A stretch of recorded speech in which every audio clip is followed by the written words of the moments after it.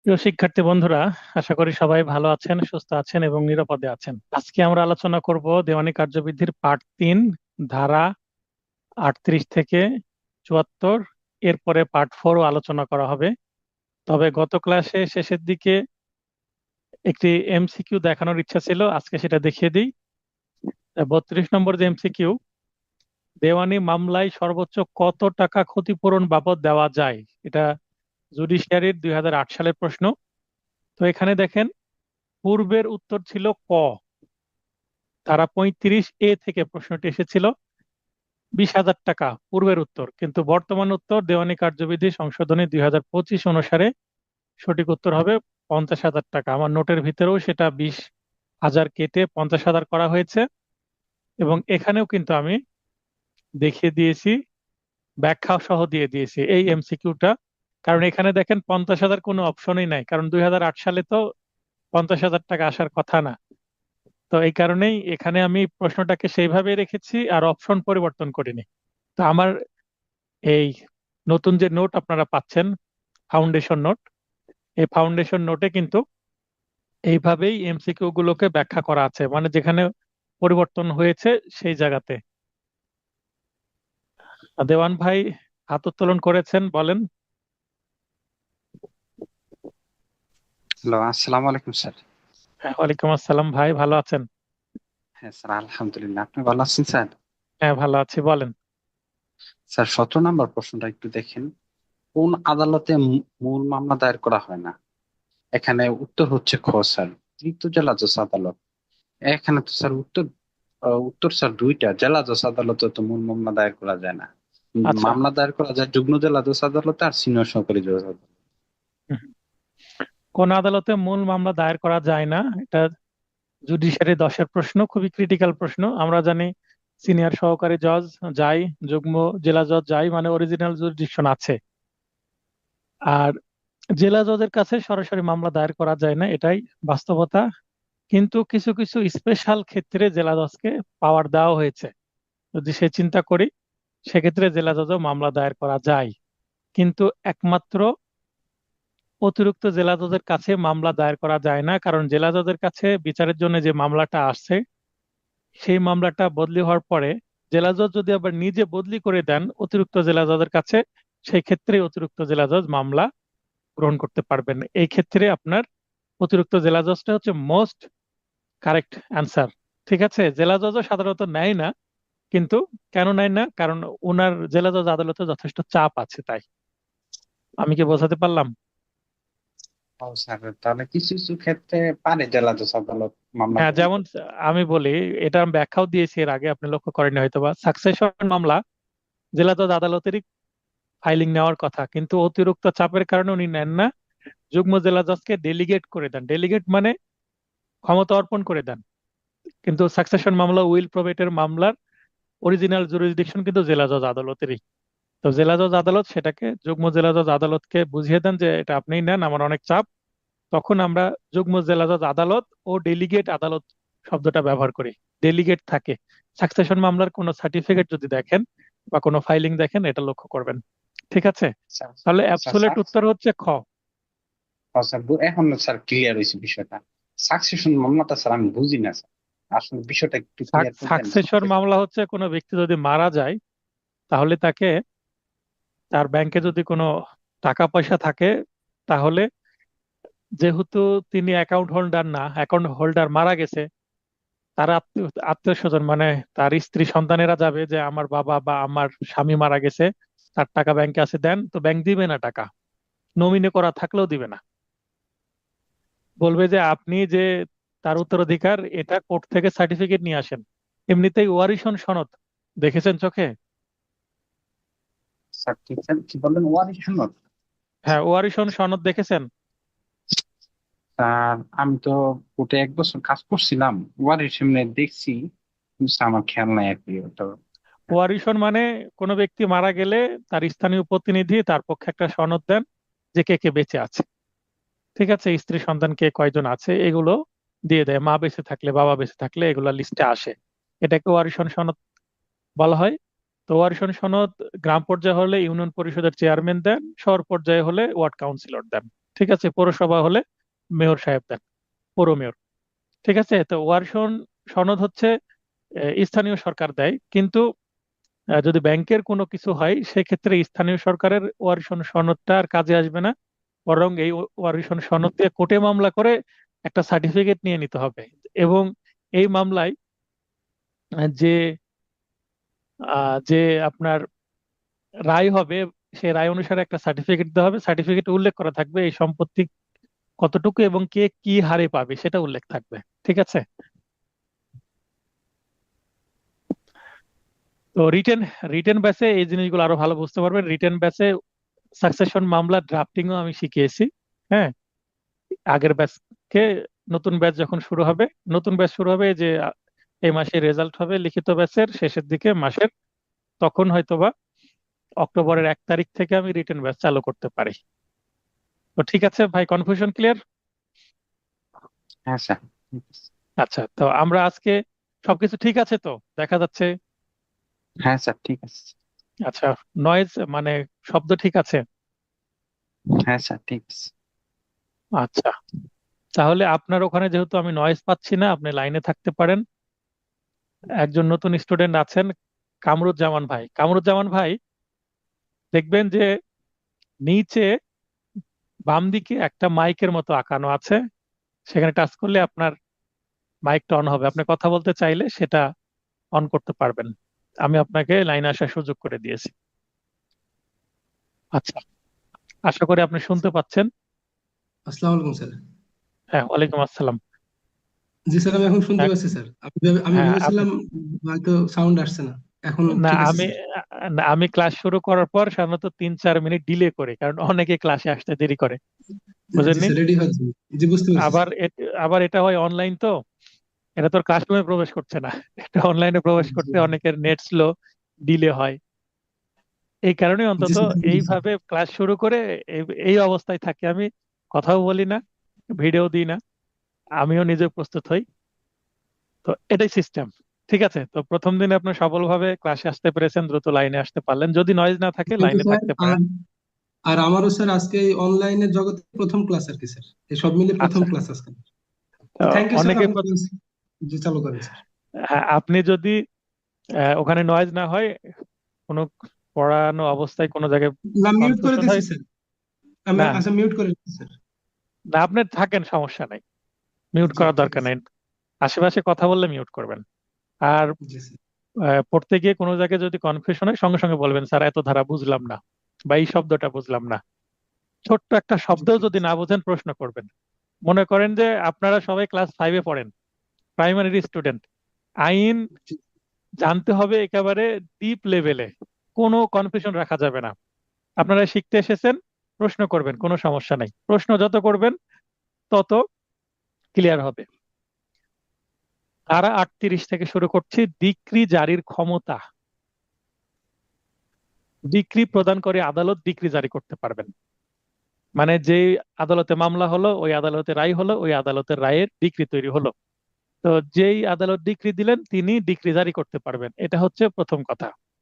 দ্বিতীয়ত, ডিক্রি জারির জন্য যে আদালতে ডিক্রিটি প্রেরণ করা হবে, মনে করেন যে ওই যে জেলা জজ আদালত মামলা অনেক চাপ হয়ে গেলে অতিরিক্ত জেলা জজকে যেমন দেয়, তেমনই মনে করেন কোন সহকারী জজ বা সিনিয়র সহকারী জজ বা যুগ্ম জেলা জজ যে আদালতেই মামলা ডিক্রি হোক না কেন, তো উনার আদালতে যদি অনেক চাপ থাকে তাহলে তিনি কি করতে পারেন, এই ডিক্রিটা ট্রান্সফার করে দিতে পারেন অন্য একটা সময় এখতিয়ার সম্পন্ন আদালতে।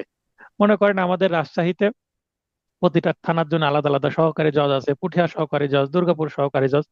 তো দুর্গাপুর সহকারী জজে একটা কি হলো, মামলা ডিক্রি হলো, ওনার অনেক চাপ মামলার, তো উনি ডিক্রি করার পরেই অনুরোধ করে পাঠালেন অন্য একটা কোর্টে। পুঠিয়া কোর্ট দুর্গাপুরে পাঠাতে পারে, দুর্গাপুর কোর্ট পুঠিয়ায় পাঠাতে পারে। চারঘাট আছে, বাঘা আছে, বাগমারা আছে, অনেকগুলো জেলা মানে থানা আছে। আপনাদের যে এলাকা আছে সেখানেও নিশ্চয়ই থানা একাধিক আছে। তো এক থানার মামলা ডিক্রি হওয়ার পর অন্য থানায় জারির জন্য অনুরোধ করতে পারে যদি চাপ থাকে। অনেক সময় চার্জের কোর্ট হয় না, মনে করেন এক কোর্ট ছুটিতে আছে, তার কাজটা অন্য কোর্ট করে দেয়, ঠিক এরকম। এরপরে 46, ডিক্রি জারির অনুরোধ। এই যে একটু আগে আমরা বললাম যে ডিক্রি জারির জন্য অন্য কোর্টে পাঠাতে হবে, তখন অন্য কোর্টে পাঠাতে হলে তার অর্ডার করতে পারবে না, বলবে একটু আহ তারা তো কলিগ। মনে করেন সহকারী জজ দুর্গাপুর থানার, সহকারী জজ পুঠিয়া থানা, তারা কলিগ না পরস্পর? তো এক কলিগ আরেক কলিগকে পাঠিয়ে দিলেন যে ভাই এটা একটু করে দেন, বা আপু এটা একটু করে দেন, বা তাদের নিজেদের যে ল্যাঙ্গুয়েজ, যদি তারা ক্লাসমেট হয় তুই তো করেও চলতে পারে, কোনো প্রবলেম। তো দোস্ত এটা করে দিও, আমি তো ছুটিতে থাকবো, বা আমি তো অনেক চাপে আছি, আমি 5টা মামলা ডিগ্রি পাঠালাম, এটা এক্সিকিউশন করে দিও। তো এইভাবে তাদের ল্যাঙ্গুয়েজে তারা বলো, কিন্তু অবশ্যই অফিসিয়াল একটা কি থাকবে, অর্ডার থাকবে। অফিসিয়াল অর্ডারের চিঠির মাধ্যমে পাঠিয়ে দেবেন এবং মামলার কপি ডিক্রি সহ পাঠিয়ে দেবেন। তো এই যে পাঠিয়ে, এটা কিন্তু অফিসিয়ালি এটাকে অনুরোধ করতে হবে, এবং সিপিসির ভাষা বলা হচ্ছে এই অনুরোধ পত্রকে প্রিসেপ্ট। 2020 সালে প্রশ্ন আসছিল যে এই কে ডিক্রি জারি করতে পারে, দেখেন গাঢ় করা আছে, হ্যাঁ, 38 39 দুইটাই কিন্তু কি করা আছে, দেখেন এখানে শ্যাডো করা আছে, এই জায়গায় শ্যাডো করা আছে, তার মানে এখান থেকে প্রশ্ন এসেছে, 2020 সালে এসেছিল। তাহলে ডিক্রি জারির অনুরোধ মানে নিজে না করে অন্য কাউকে দিলে ডিক্রি জারির অনুরোধ করবে যে আপনি একটু করে দেন। তাহলে ডিক্রিদারের আবেদন ক্রমে যে ডিক্রি পেল সে ডিক্রিদার বা ডিক্রি হোল্ডার, প্রথম ক্লাসে আমি বলেছিলাম, যেটা সন্ধ্যাতে ভিডিও দিয়ে দিয়েছি। তো ডিক্রি প্রদানকারী আদালত, মনে করেন একটা মামলায় মিস্টার রহিম ডিক্রি পেয়েছেন।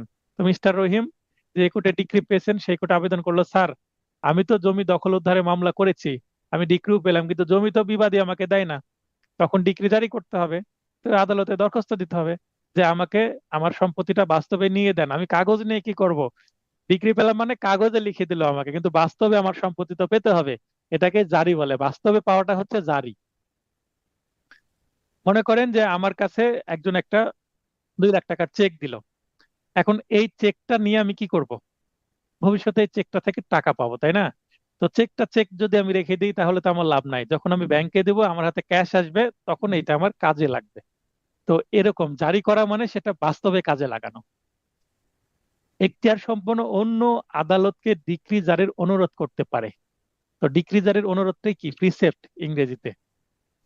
জারিকারী আদালত দেনদারের সম্পত্তি ক্রোক করতে পারে। এখন যে সম্পত্তিটা নিয়ে মামলা, সেই সম্পত্তিটা ক্রোক করে বিবাদীর কাছ থেকে নিয়ে, বিবাদী যদি ডিক্রি হয়ে যায়, আবার একটা কিছু শব্দের সাথে পরিচয় করে দিই। যখন মামলা হলো, বাদী মামলা করলো এবং অপর পক্ষে আছে বিবাদী, যখন ডিক্রি হয়ে গেল, বাদী হয়ে গেল ডিক্রিদার, মানে মামলায় জিতে গেছে, আর বিবাদী হয়ে গেল দেনদার।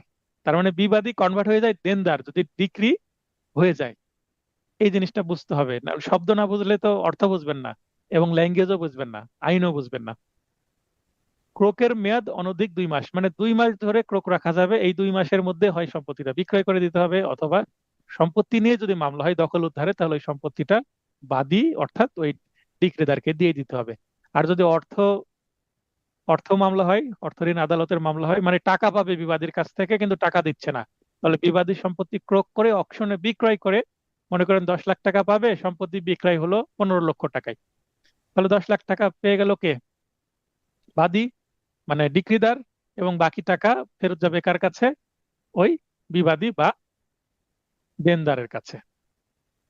অতিরিক্ত টাকা তো আর নিতে পারবে না, কিন্তু সম্পত্তি বিক্রয় হয়ে গেছে বেশি টাকায়, তো বেশি টাকাটুকু ফেরত দিতে হবে। আশা করি 46 এবং 38 বোঝা গেছে। মাঝখানের সেকশন গুলো দরকার নাই, কারণ সব সেকশন পড়লে মোটা মোটা অনেক বই পড়তে হবে। কেউ যদি পড়তে চান মূল বই পড়তে পারেন, বা বাজারের মোটা মোটা গাইড আছে পড়তে পারেন। তো আমার এই নোট যথেষ্ট ভরসা করতে পারেন, কারণ আমি 22 সাল থেকে নোট দিচ্ছি। 23 সালেও ভালো কমন এসেছে, 89টা কমন ছিল, এবার আরো বেশি, 90-এর উপর কমন থাকে আমার সাধারণত, যদি আমি ইনডিরেক্টলি চিন্তা করি, কিন্তু ডিরেক্ট কমন 80-এর উপরে সবসময় থাকে। তাহলে 80% যদি প্রশ্ন আপনি কমন পান, তাহলে পাশ আপনার আটকাবে না। কিন্তু আপনাকে শুধু আমার নোটের এমসিকিউ পড়লে হবে না, আপনাকে এই যে এখানে যেগুলো আলোচনা করেছি এগুলো ডিপলি পড়তে হবে, বুঝতে হবে, যেন ঘুরে ফিরে প্রশ্ন আসলে পারেন। হ্যাঁ, মার্জুনা বেগম প্রশ্ন করতে চাচ্ছেন, লাইনে আসেন। ধারা 48, কতিপয় ক্ষেত্রে তামাদির মেয়াদের শেষে।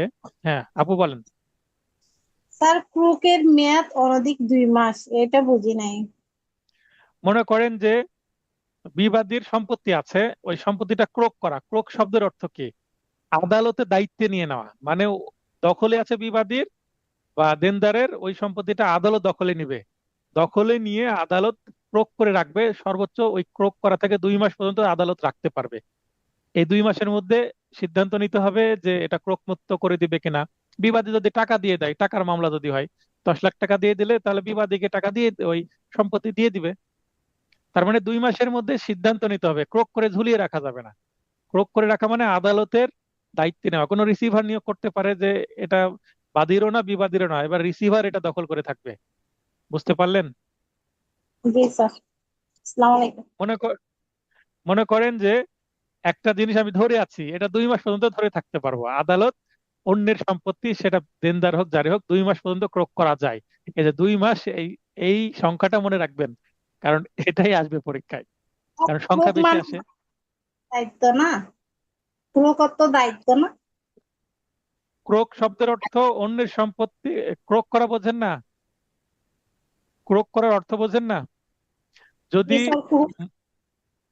ক্রোক ক্রোক করা যদি আমি ইয়াতে বলি, ক্রিমিনাল মামলায় বাজেয়াপ্ত করা, জব্দ করে নেওয়া। এবার বুঝেছেন? জি স্যার। সিভিলের ক্ষেত্রে ক্রোক বলে, আর ক্রিমিনালের ক্ষেত্রে বলে হচ্ছে বাজেয়াপ্ত করা, ফরফেসার। আর সিভিলের ক্ষেত্রে হচ্ছে অ্যাটাচমেন্ট। শব্দগুলো ইংলিশ বাংলা উভয় জানতে হবে। আমি গতকাল রাত্রে কিন্তু একটা পিডিএফ দিয়ে দিয়েছি এই শব্দগুলোর সাথে বাংলা ইংলিশ উভয় জানার জন্য। কতিপয় ক্ষেত্রে তামাদির মেয়াদ শেষে ডিক্রি জারি বারিত, মানে এই ডিক্রি জারি করার জন্য তামাদির মেয়াদ আছে। আপনি ডিক্রি পেলেন, নিয়ে বসে আছেন, সম্পত্তি হাতে পাননি, কিন্তু আদালতকে জানাননি, দরখাস্ত দেননি, তাহলে কিন্তু আপনি পরে আর ডিক্রি জারি করতে পারবেন না। তার মানে নিষেধাজ্ঞা ডিক্রি ব্যতীত, নিষেধাজ্ঞা ডিক্রির ক্ষেত্রে সেটা জারি করার জন্য আনলিমিটেড তামাদির মেয়াদ আছে, মানে তামাদিতে বারিত হয় না। আর জারি মামলা দায়েরের সাধারণ যে মেয়াদ সেটা হচ্ছে 12 বছর। মানে 12 বছরের মধ্যে একটা ডিক্রি পেলেন, এই ডিক্রি জারি করতে হবে। এটা হচ্ছে মূল বক্তব্য। আর দেনাদার যদি প্রতারণা করে বা ডিক্রি জারিতে বাধা সৃষ্টি করে, তাহলে 12 বছরের পরেও জারির দরখাস্ত করা যাবে, এবং আপনাকে ব্যাখ্যা দিতে হবে যে হ্যাঁ, দেনাদার আমাকে প্রতারণা করে এই 12 বছর এর মধ্যে দরখাস্ত করতে দেয়নি, বা আমি দরখাস্ত করতে গেছি, আমাকে বাধা সৃষ্টি করেছে। 51, ডিক্রি জারি কার্যকরের ক্ষমতা। আদালত ডিক্রিদারের আবেদন ক্রমে, ডিক্রিদার যদি আবেদন না করে, যার মাথা ব্যথা সেই তো ব্যবস্থা নিবে। আমার মাথা ব্যথা, আমাকে ওষুধ খেতে হবে, অথবা আমাকে মাথায় বাম লাগাতে হবে। তার মানে যে মামলা করেছে সে ডিক্রি পেলে সেই তো বারবার আদালতকে আবেদন করবে, তাই না? ডিক্রিদারকে নালিশি সম্পত্তি অর্পণ, 51 ধারায় দেখেন। আমরা এসআর অ্যাক্ট পড়েছিলাম। এসআর অ্যাক্টের 5 ধারাতে এসআর অ্যাক্ট কি কি কাজ করে সেটা বলা ছিল। তো এখানে 51 ধারায় সে কাজগুলোকে দেখেন অনেকটা মিল আছে। ডিক্রিদারকে নালিশি সম্পত্তি অর্পণ মানে ওই বিবাদীর কাছ থেকে সম্পত্তি নিয়ে বাদীকে দিয়ে দিবে। ক্রোক সহ বা ক্রোক ছাড়া নিলামে বিক্রয়, কোন সম্পত্তি ডিরেক্ট নিলামে বিক্রয় করতে পারে, অথবা ক্রোক করার পরে কিছুদিন অপেক্ষা করে প্রপারলি নিলামে বিক্রয় করতে পারে। মানে ডিরেক্ট নিলাম, ক্রোকের পরে নিলাম, দুইটাই করা যায়। দেনাদারকে গ্রেপ্তার ও দেওয়ানি কারাগারে আটক। দেনাদার যেমন মনে করেন খোরপোশ এবং দেনমোহরানার মামলায়, পারিবারিক মামলা যেটা, যদি কেউ মামলা করে তার হাজবেন্ডের বিরুদ্ধে, তাহলে সে যদি তার দেনমোহর এবং খোরপোশ, তার এবং সন্তানের যদি সন্তান থাকে, নিয়মিত যদি পরিশোধ না করে, তাহলে তার নামে কি হবে, ওয়ারেন্ট হয়ে যাবে। এবং ওয়ারেন্টের মাধ্যমে, ওয়ারেন্ট মানে গ্রেপ্তারি পরোয়ানা, তো গ্রেপ্তারি পরোয়ানা যখন হয়ে যাবে, ওয়ারেন্ট অফ অ্যারেস্ট, তো সেটা মূলে ওই দেনাদারকে ধরবে যে আপনি কেন টাকা দিচ্ছে না। টাকা না দিলে কিন্তু কি করবে, যেদিন ধরবে জেলখানায় দিয়ে দিল, সে আবার টাকা দিয়ে কি নিতে পারবে, জামিন নিতে পারবে। আর না হলে তাকে কি করে দেওয়া হবে, দেওয়ানি কারাগারে আটক রাখা যাবে। দেওয়ানি কারাগারে সাধারণত সর্বোচ্চ 6 মাস আটক রাখা যায়, সেটা আমরা দেখবো, আইনে আছে। তত্ত্বাবধায়ক বা রিসিভার নিয়োগের মাধ্যমে, রিসিভার নিয়োগের কথা আমরা এসআর অ্যাক্টের 44 ধারায় পড়লাম, সেটা কিন্তু এখানে রিপিট হচ্ছে। কেন রিপিট হচ্ছে? কারণ সেটা হচ্ছে মূল আইন ছিল, এবং এটা হচ্ছে পদ্ধতিগত আইন, এবং সেটাও সিভিল, এটাও সিভিল, তাই ওভারল্যাপিং হবে, একই জিনিস। অত্র কার্যবিধির অন্য কোনো পদ্ধতিতে, দেখেন যে অত্র কার্যবিধি বলতে দেওয়ানি কার্যবিধির কথা বলা হচ্ছে, যে এই ওপরে 4 প্রকারে যদি কোনো আহ জারি কার্যকর করা যায়, বা এর বাইরেও যদি কোনো সিচুয়েশন এরকম হয় যে এই 4 প্রকার দিয়ে হচ্ছে না, সিচুয়েশন এরকম, তখন আদালত যেটা ভালো মনে করে অন্য কোনো পদ্ধতি উপযুক্ত, যা প্রতিকার প্রদানের জন্য উপযুক্ত, এমন একটা কাজ করতে হবে, তাহলে গা জারি হবে, তাহলে সেটা আদালত করতে পারে। ধারা 54, সম্পত্তি বাটোয়ারা অথবা অংশ বিভাজনের ক্ষমতা। আমরা এই যে এজমালি সম্পত্তি মানে যৌথ মালিকানাধীন সম্পত্তি, বাবা মারা গেছে, ভাইয়েরা বোনেরা ঝামেলা করে, তো এইটা বাটোয়ারা কে করতে পারবে? কালেক্টর বা গেজেটেড কর্মকর্তা সম্পত্তি বাটোয়ারা অথবা অংশ বিভাজন করতে পারবেন। এটা হচ্ছে রিসিভারের ক্ষমতার কথা বলা হচ্ছে, যাকে রিসিভার নিয়োগ করা হয়েছে। এগুলো কিন্তু আমরা কোথায় পাবো? আদেশ এবং বিধিগুলোতে আরো ডিটেলে পারবো। আর এখানে কিন্তু কি দেওয়া আছে? মূলনীতিগুলো দেওয়া আছে, মানে ব্রিফ করা আছে আইনকে। যদি আমরা মুসলমান হিসাবে কোরআন শরীফ এবং হাদিসের সাথে তুলনা করি, তাহলে কোরআন শরীফে সূরা আছে কাব্যগ্রন্থের মতন, সেখানে কাব্যিক ভঙ্গিতে দেওয়া আছে। কোরআন শরীফ কিন্তু একটা কাব্যগ্রন্থের মতন, সেখানে অসংখ্য সূরা আছে। সূরা আরবি কথা, সূরা শব্দের অর্থ কিন্তু ইতিহাস বা হিস্ট্রি। তো এখানে হিস্ট্রি আকারে কিন্তু তুলে দেওয়া হয়েছে, তার মানে এটা একটা ঐতিহাসিক কাব্যগ্রন্থের মতন এই স্টাইলে লেখা এই কোরআন শরীফটা। তো কোরআন শরীফে কিন্তু ব্যাখ্যা করা কম থাকে, জাস্ট মূল যে কোড বা বক্তব্য সেটাই থাকে। আর এটার ব্যাখ্যা আমরা কোথায় পাই? হাদিসের মধ্যে। তো তেমনি এই ধারাগুলোতে মূল বিধান আছে, আর যে আদেশ এবং বিধিগুলো আছে এই আইনের পরবর্তী পার্টে, সেখানে কিন্তু বিস্তারিত আছে। এই বিষয়টা মাথায় রাখতে হবে, তাহলে কিন্তু আইনটা সহজ মনে হবে। একই জিনিস রিপিট হবে। যেমন 26 ধারায় আমরা দেখলাম যে কিভাবে মামলা দায়ের করতে হয় আরজি দাখিলের মাধ্যমে, এই বিষয়টাও কিন্তু আমরা কোথায় পাবো? আদেশে। কিন্তু সেখানে আরো ডিটেলে আরজিতে কি কি থাকবে, ডিটেল মানে সেগুলো পড়লে আইনজীবীরা বুঝতে পারবে কি কি ব্যবহার করে আরজি লিখতে হবে, এবং আরজির ফরম্যাট কেমন হবে, এবং আরজিটা দাখিল করব কি করে। তার মানে আদালত এবং অ্যাডভোকেটদের জন্য খুবই অনুসরণীয় বিধানগুলো থাকবে কোথায়? আদেশ এবং বিধিতে। ধারা 55, গ্রেপ্তার ও আটক। গ্রেপ্তারের আদেশদানকারী আদালতে দেনদারকে হাজির করা হলে উক্ত জেলার জেলে আটক বা স্থান সংকলন না হলে, স্থান সংকলন না হলে মানে জায়গা হচ্ছে না, জেল ভরে গেছে, সেক্ষেত্রে মনে করেন যে রাজশাহী জেলার একটা দেনদার বা একজন ব্যক্তি যাকে অ্যারেস্ট করে রাজশাহী সেন্ট্রাল জেলে রাখা হয়েছে, সেখানে জায়গা হচ্ছে না, তো বলবে ঠিক আছে পার্শ্ববর্তী কোনো জেলায় পাঠিয়ে দেওয়া হোক, যদি জায়গা হয় নাটোর বা চাঁপাই নবাবগঞ্জ। এটা সরকার করতে পারবে। গ্রেপ্তারের জন্য রাতে বাসগৃহে প্রবেশ করা যাবে না। সাধারণত কোনো ডিক্রি জারির জন্য বা সিভিল মামলার ক্ষেত্রে কিন্তু গ্রেপ্তারের জন্য রাত্রে যাওয়া নিষেধ আছে। কিন্তু বাস্তবে আমি দেখেছি যে রাত্রেও পুলিশ যায় মামলায়। কেন যাবে না? কারণ অনেক চালাক আছে বিবাদী, যে রাত্রে না গেলে তাকে পাওয়া যাবে না দিনে। আমার অনেক মামলাতেই আমি রাত্রে বা ঈদের মধ্যে, বিশেষ করে বৃহস্পতিবার সন্ধ্যার পরে আসামি ধরার নির্দেশনা দিই, মানে অনুরোধ করি বৃহস্পতিবারে ধরলে দেনাদারের কিন্তু কি হয়, শুক্রবার এবং শনিবার জামিন নিতে পারবে না, একটা ঝামেলায় পড়বে, এবং দীর্ঘদিন টাকা দেয় না, এরকম যদি হয় ঈদের মধ্যে ধরার ব্যবস্থা করি। ঈদের সময় ছুটিতে আসে বাসায়, ঈদের 2-1 দিন আগে ধরলাম ঈদের ছুটির মধ্যে, তাহলে ঈদের যে আনন্দ তার নষ্ট হয়ে যাবে এবং জেলখানায় থাকবে, এই ভয়ে সে টাকা দিয়ে দিবে। তো এরকম অনেক হয়েছে। 56, টাকা বা অর্থের মোকদ্দমার ডিক্রি জারিতে। দেখেন এই যে 56 যে ধারা, হ্যাঁ, এই 56 ধারাটাও কিন্তু অ্যামেন্ডমেন্ট করা হয়েছে 2025 সালে। আগে বলা হতো টাকা বা অর্থের মোকদ্দমা ডিক্রি জারিতে কোনো মহিলাকে আটক করা যাবে না, এখানে মহিলার সাথে আরো কিছু ব্যক্তির নাম যুক্ত হয়েছে। কি? বৃদ্ধা। বৃদ্ধা মানে বয়স্ক কোনো ব্যক্তি, ওল্ড পার্সন, সিনিয়র সিটিজেন আর কি। অক্ষম। অক্ষম বলতে যার শারীরিক অক্ষম মানে অসুস্থ এরকম।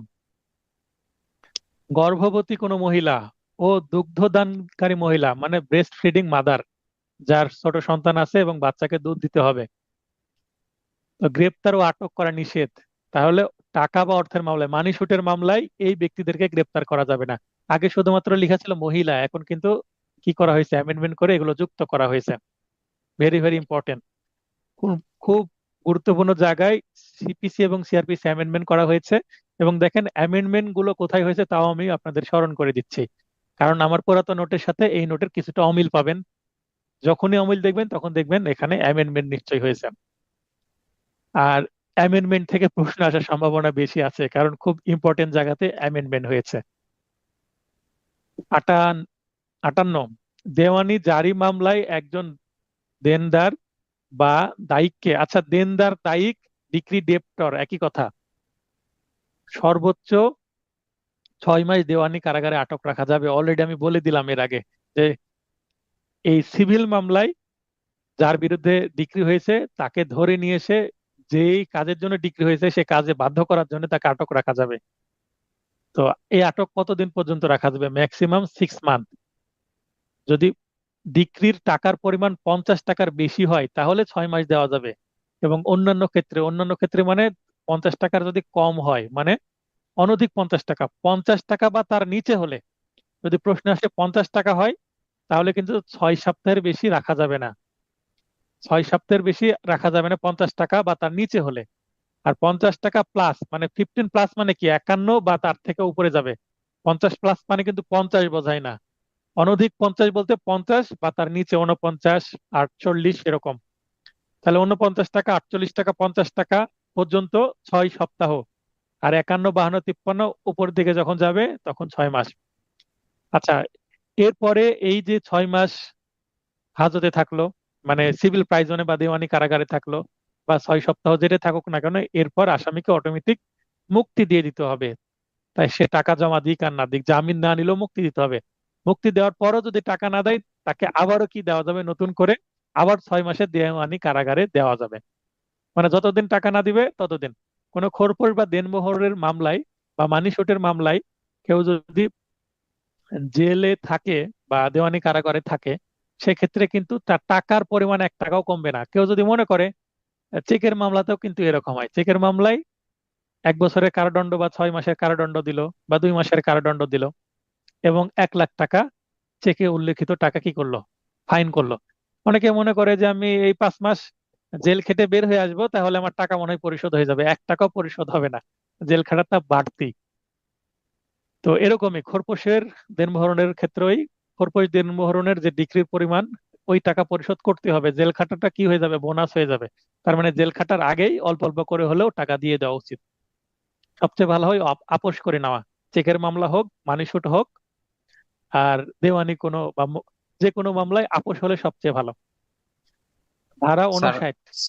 স্যার আপনি যে বলেন। বললেন স্যার আপনি যে বললেন 6 সপ্তাহ জেল খাটার পরে আবার তাকে খাটানো যাবে একই একই হুম, অপরাধের কারণে। স্যার এটা করা আমি যাবে। বুঝলাম না বিষয়টা।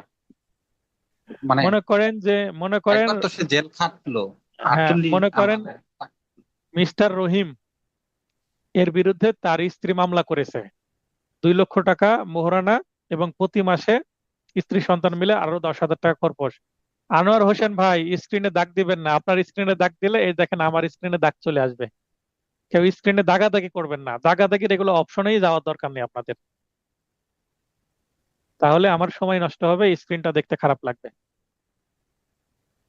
নিজে শোনেন, প্রশ্ন করার থাকলে রেজ হ্যান্ড আছে, দেখেন নিচে রিয়াকশন বাটন আছে, সেখানে গেলে রেজ হ্যান্ডের অপশন আছে, রেজ হ্যান্ড মানে হাত উত্তোলনের বিষয় আছে, সেখানে চাপ দিলে আপনি কথা বলতে পারবেন, আমি মাইক অন করার সুযোগ দিব। তাছাড়া অন্য কোনো ফাংশনে যাওয়ার দরকার নেই। কেউ যদি বারবার এরকম করেন তাহলে কিন্তু আমি তার লাইন কেটে দিব, তার মানে সে ক্লাস থেকে বের হয়ে যাবে। আচ্ছা, ভাইয়ের উত্তর দিই।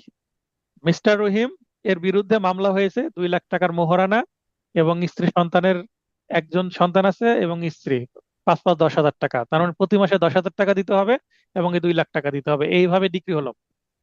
এখন এই যদি আবার তালাক হয়ে যায়, 3 মাসের ইদ্যৎকালীন খোরপোরে আছে, সব মিলে মনে করেন ধরলাম যে তাকে টাকা দিতে হবে 3 লক্ষ টাকা, বকেয়া হয়ে গেছে মামলা চলতে চলতে। এই 3 লক্ষ টাকা যে দিতে হবে, এখন এই 3 লক্ষ টাকা সে যদি না দেয়, তাহলে তাকে কি দিতে পারে, 6 সপ্তাহ বা 6 মাস অনধিক। এখন যদি টাকার পরিমাণ বেশি হয়, তাও আদালত 3 মাস দিতে পারে, 6 সপ্তাহ মানে 6 সপ্তাহের বেশি দিতে পারবে না, বা 6 মাসের বেশি দিতে পারবে না, কম দিতে পারবে। আচ্ছা, যেটাই দিক, 2 মাস হোক 3 মাস হোক, যেটাই দিক দিল, ধরে নিলাম 3 মাসের জেল, দেওয়ানি কারাগার দিল। এই কারাগারে দেওয়ার পরে, কারাগারে দেওয়ার অর্থ কি, উদ্দেশ্যটা কি, লজিকটা কি? টাকা দিচ্ছে না, টাকা দিতে চাপ সৃষ্টি করা। কারাগারে গেল, সে 3 মাস পরে, যেহেতু 3 মাস মেয়াদ উত্তীর্ণ হয়ে গেছে, জেলখানায় কেন পাঠিয়েছে, যে এই মামলায় তাকে 3 মাসের দেওয়ানি কারাদণ্ড দেওয়া হলো, তাহলে 3 মাস পরে অটোমেটিক জেলার তাকে ছেড়ে দিতে বাধ্য হবে, কারণ সেখানে লিখাই আছে মেয়াদ 3 মাস। 3 মাস পর মেয়াদ তার পূরণ হয়ে যাবে, তাকে ছেড়ে দিবে, অতঃপর মুক্তি পাবে, যেটার মাধ্যমে আমি বলেছি। ছেড়ে দেওয়ার পরে সে যদি তাও টাকা না দেয়, মানে একবার শিক্ষা হলো না জেলে যে, তখন কি করা যাবে? যদি ওই দেনদার যদি আবার দরখাস্ত দেয়, স্যার এই তো জেল খাটলো কিন্তু টাকা তো দেয় না, তখন তাকে আবার জেলে পাঠানো যাবে। আমি কি বোঝাতে পারলাম? হ্যাঁ স্যার, আবার 3 মাসের জন্য? 3 মাস দিতে পারে, 1 মাস দিতে পারে, 6 মাস দিতে পারে, আদালত সেটা সিদ্ধান্ত নেবে।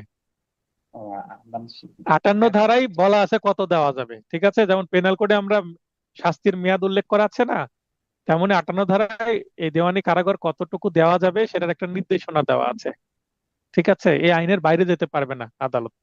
এখন সে 6 মাস জেলেও যদি খাটে, তার 1 টাকাও কমবে না, ওই 3 লাখ টাকার 3 লাখ টাকাই দিতে হবে। জেল খাটার জন্য 1 টাকাও মাইনাস হবে না, কারণ মোহরানা খোরপোশ পাওয়া তার অধিকার, ধর্মীয় অধিকার। বুঝতে পারলাম? হ্যাঁ স্যার, বুঝতে পারছি। সংক্রমণ রোগ বা গুরুতর অসুস্থতার কারণে দায়ীকে দেওয়ানি কারাগার থেকে মেয়াদ শেষের পূর্বে মুক্তি দেওয়া যাবে। মনে করেন 6 মাসের জেল দিয়েছে, দেওয়ানি কারাগারে চলে গেল। দেওয়ানি কারাগারে যাওয়ার পরে তার 2 মাস পরে এমন একটা অসুখ হয়েছে, তার কারণে আরো 5 জনের কি ছোঁয়াচে অসুখ হয়ে যেতে পারে, মানে সংক্রমণ রোগ হয়ে যেতে পারে, ইনফেকশন ছড়িয়ে যেতে পারে। তো তাড়াতাড়ি তাকে বিদায় করতে হবে, তুমি যাও আগে চিকিৎসা করে বাঁচো। বুঝতে পেরেছেন? ধারা 60, সম্পত্তি ক্রয় ও বিক্রয়, ডিক্রি জারির ক্ষেত্রে কোনো মামলার ডিক্রি জারি করার জন্য সম্পত্তি ক্রয় করা যাবে, বিক্রয় করা যাবে, এটা আমরা দেখলাম 51-তে। কিন্তু কোন সম্পত্তি ক্রয় করা যায়, কোন সম্পত্তি ক্রয় করা যায় না, একটা লিস্ট আছে। কোথায়? 60 ধারায়। দেখেন, এই লিস্টটা সহজে বোঝার জন্য আমি কিন্তু কলাম করে দিয়েছি ডান বাম। আমার আগের নোটে এই কলামটা ছিল না, এই লেটেস্ট নোটে কলামটা আমি করেছি আপনাদের সুবিধার্থে। মানে আমার নোটটা আমি ধীরে ধীরে আরো ইমপ্রুভ করছি। নিজ নামে বা জিম্মাদারিতে যে সকল সম্পত্তি থাকে, অর্থাৎ যদি দেনাদারের বা বিবাদের নিজের নামে সম্পত্তি হয়, সেটাও ক্রয় করা যাবে, অথবা তার জিম্মাদারিতে থাকলেও কিন্তু ক্রয় করা যাবে। ক্রয় ও বিক্রয়যোগ্য মানে কোনগুলো ক্রয় করা যাবে বাম পাশে আছে, আর কোনগুলো যাবে না সেটা ডান পাশে। ক্রয় ও বিক্রয়যোগ্য যেমন জমি মানে স্থাবর সম্পত্তি, বাসগৃহ, বাড়ি, দালান, মালপত্র, টাকা, ব্যাংকে টাকা থাকলে বা বাড়িতে যদি ডয়ারে টাকা থাকে সেটাও, ব্যাংক নোট, চেক, বিনিময় পত্র, হুন্ডি, অঙ্গীকার পত্র, ইমারত, সরকারি ঋণপত্র। ইমারত বলতে হচ্ছে বাড়ির যে দালান সেটা বাদ দিয়ে অন্যান্য। আচ্ছা, বাসগৃহ, দালান, ইমারত, এই আইনের মধ্যে আলাদা আলাদা শব্দ আছে বলে আমি আলাদা দিয়ে দিয়েছি। তো মনে করেন দালান ইমারত একই জিনিস আছে, আমি দিয়ে দিয়েছি। বন্ড, যেমন আমরা বন্ড কিনি না ব্যাংক থেকে, প্রাইস বন্ড, এই টাইপের অন্যান্য বন্ড থাকতে পারে। তারপরে আমরা ওই যে কি বলে, পারিবারিক সঞ্চয়পত্র, সঞ্চয়পত্র কিন্তু এক ধরনের বন্ড। কোম্পানির শেয়ার, কেউ কোম্পানিতে শেয়ার কিনে, বা আয় মানে তার নিয়মিত একটা ইনকাম আছে, আয় আছে, সেটা, এগুলো ক্রয় করা যাবে। আর কোনগুলো ক্রয় করা যাবে না সেগুলো একটু দেখে নেই। ক্রয়যোগ্য নয়, ক্রয় করাও যাবে না, বিক্রয় করাও যাবে না। প্রয়োজনীয় কাপড় চোপড় মানে তার বেঁচে থাকা। তো আমরা পড়ছিলাম যে কোনগুলো ক্রয় করা যাবে এবং কোনগুলো যাবে না। তো এই বাম পাশে গুলো ক্রয় করা যাবে, এবার আমরা পড়বো কোনগুলো ক্রয় করা যাবে না। নচিকেতা ভাইকে লাইনে আসার সুযোগ দিয়েছি, আপনি লাইনে আসতে পারেন। ভাই, সবকিছু ঠিক আছে? জি স্যার। আচ্ছা। জি স্যার, ঠিক আছে স্যার। তো প্রয়োজনীয় কাপড় চোপড়, আমরা মানুষ, সভ্য, তার মানে আমাদের পোশাক আশাক লাগবে নিজেদের বেঁচে থাকার জন্য। তো শীতের পোশাক সহ প্রয়োজনীয় যে কাপড় চোপড় যেগুলো লাগবে সেগুলা রাখতে হবে। এখন যদি কোনো নারীর আহ তার যে আলমিরা, আলমিরাতে যদি 20টা দামি দামি শাড়ি থাকে, তাহলে সেগুলো তো প্রয়োজনীয় না, তাহলে এই দামি শাড়িগুলো ক্রয় করা যাবে। বাসন, বাসন বলতে যে তৈজসপত্র যেগুলো দিয়ে রান্না বান্না করা যাবে, থালা বাসন, বিছানা, এগুলো কিন্তু কি করা যাবে না, ক্রোক করা যাবে না। ধর্মীয় গহনা, মুসলমানের ধর্মীয় গহনা বলতে যে নাকে নাকফুল পরে অনেকেই, সেগুলো ধর্মীয় গহনার মধ্যে পড়ে বিয়ের সময়। আর হিন্দুদের ধর্মীয় গহনা বলতে গলার হচ্ছে মঙ্গলসূত্র, হাতে সাদা কালারের কি বলে শাখা বলে, সেগুলো খুলে নেওয়া যাবে না, তার মানে সেগুলো হ্যাঁ, শাখা ক্রোকযোগ্য পলা। নয়। হ্যাঁ। কারিগরের চাষের হাতিয়ার, একটা কারিগর যে কাজ করে, যেমন মনে করেন একজন জুতা সেলাই করে, তার জুতা সেলাই করতে যে যন্ত্র, সেগুলো নিয়ে নেওয়া যাবে না। একজন প্লাম্বার, সে তার যে হাতুড়ি এবং অন্যান্য যে যন্ত্র দিয়ে যে কাজগুলো করে, কল ঠিক করে, ট্যাপ ঠিক করে পানির, সেগুলো তার নিয়ে নেওয়া যাবে না, নাহলে তার তো কর্ম আটকে যাবে। এবং কোনো কৃষকের চাষের যে হাতিয়ার, নাঙল সহ অন্যান্য কিছু নেওয়া যাবে না। মহিষ মানে গরু বা মহিষ, কোনো চাষির বীজ, যে বীজ দিয়ে সে ফসল ফলাবে, সে বীজ নেওয়া যাবে না। জীবিকা নির্বাহে প্রয়োজনীয় কৃষিদ্রব্য নিয়ে নেওয়া যাবে না। আনুষঙ্গিক ভিটা সহ বাসগৃহ নিয়ে নেওয়া যাবে না। মানে 1 বিঘার উপরে বড় বাড়ি, তো বাড়ির একটা অংশ নিয়ে নেওয়া যাবে, কিন্তু যেই জায়গাটার জরুরি, মনে করেন একটু অংশ আছে, 1 কাঠার উপরে বাড়ি করে আছে, সেই সেই মানে শেষ বসত ভিটা, বসত সেটা শেষ ভিটা। সম্বলটুকু নিয়ে নেওয়া যাবে না। কিন্তু অনেক বড় যদি বাড়ি হয়, বাড়ির যদি বিভিন্ন পার্ট হয়, মনে করেন এই পাশে আছে, এক পাশে রাখলো, বাকিটুকু নিয়ে নিল, যদি বড় বাড়ি হয়। হিসাবের খাতা, কোনো যদি ব্যবসায় হয়, তার যে হিসাবের খাতা আছে সেটা নিয়ে নেওয়া যাবে না। কোনো যদি রিটায়ার্ড পার্সন হয়, তার যদি পেনশন মাসে মাসে আসে 10,000 20,000, যেটা দেশে চলে, সংসার চলে, সেই পেনশনটা ক্রোক করা যাবে না।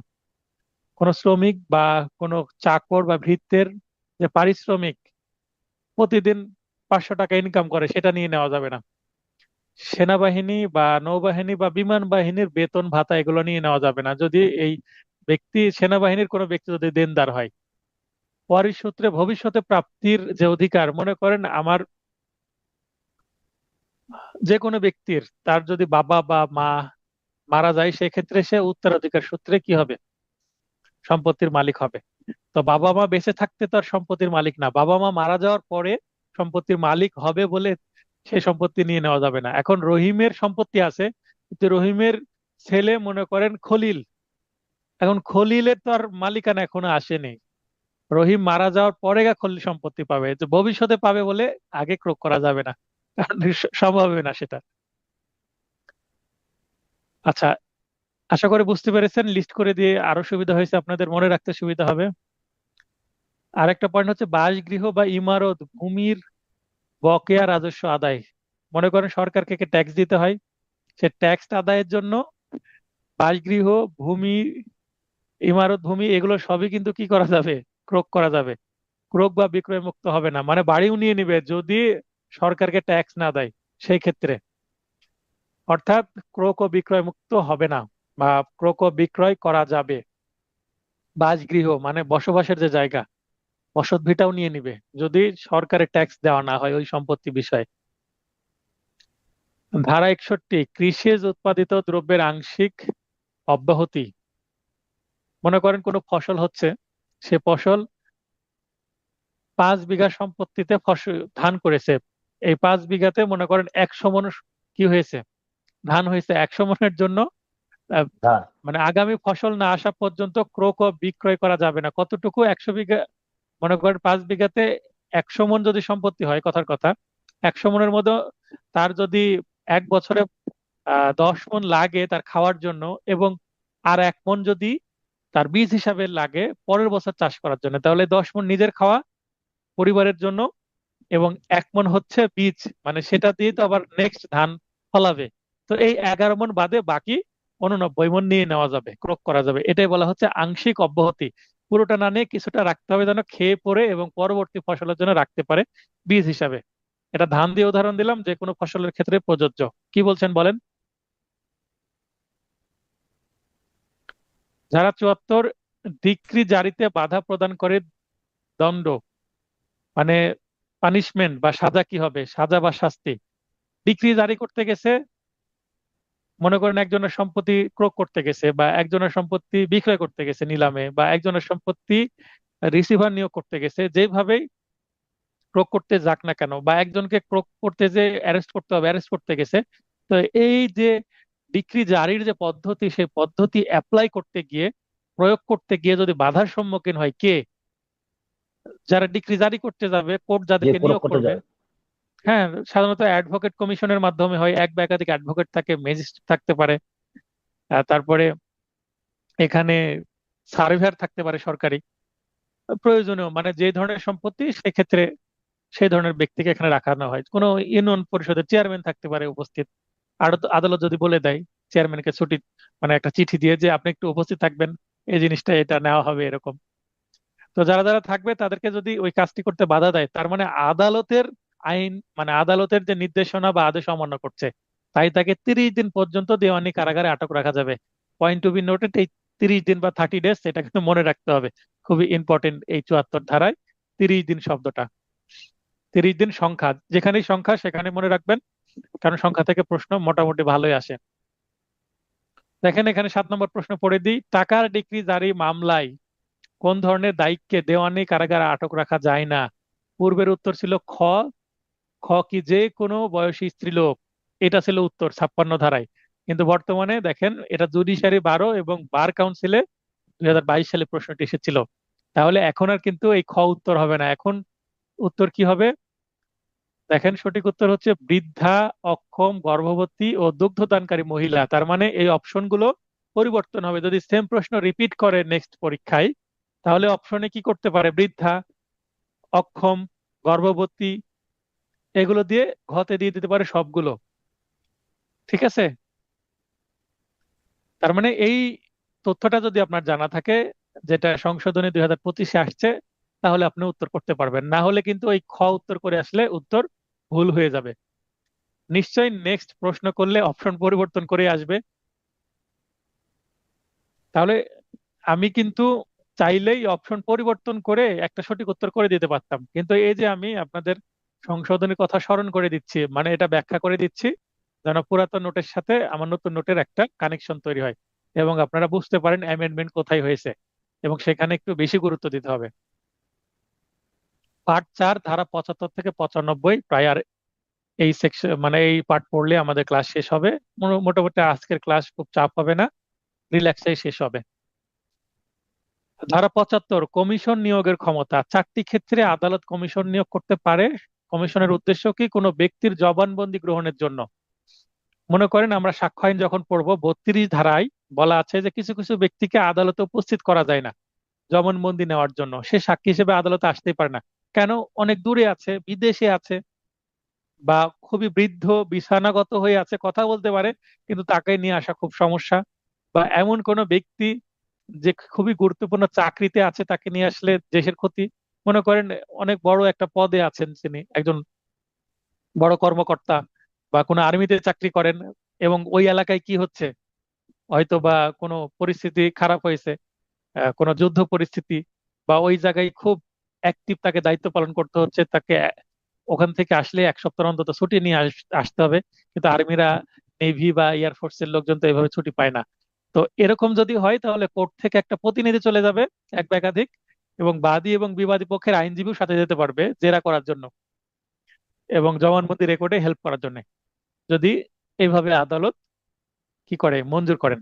তাহলে এই কোর্টে এসে জবানবন্দি দেওয়ার বিকল্প হিসাবে কমিশন নিয়োগ দেওয়া হবে, এবং কমিশন কোর্টের বিকল্প হিসাবে যেখানে সাক্ষী আছে তার বাসায় বা তার যাই যেখানে অবস্থান করছেন ওখানে চলে যাবে, যে সেখানে জবানবন্দি নিবে, তার বাড়িতে কোর্ট বসবে। কথার কথা, সাক্ষী যেখানে আছে সাক্ষীর বাড়ির মধ্যে কোর্ট বসবে, একটা ছোট মিনি কোর্ট, সেটা কমিশন বলা হচ্ছে। আশা করি বুঝতে পেরেছেন পয়েন্ট, খুবই বাস্তব উদাহরণ দেওয়ার চেষ্টা করলাম।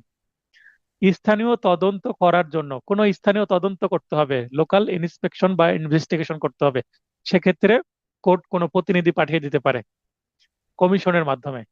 হিসাব নিকাশ বা হিসাব পরীক্ষা বা সংশোধনের জন্য একটা হিসাব দেওয়া হয়েছে, বাদী বলছে আমি তার কাছে 10 লাখ টাকা পাবো, বিয়ে বাদী বলছে হ্যাঁ টাকা পাবে, তো 10 লাখ না 7 লাখ টাকা পাবে, তাহলে 3 লাখ টাকার হিসাবের গড়মিল। এবার কমিশন দিয়ে বলবে যে দেখেন আসলে প্রকৃতপক্ষে কত পাবে।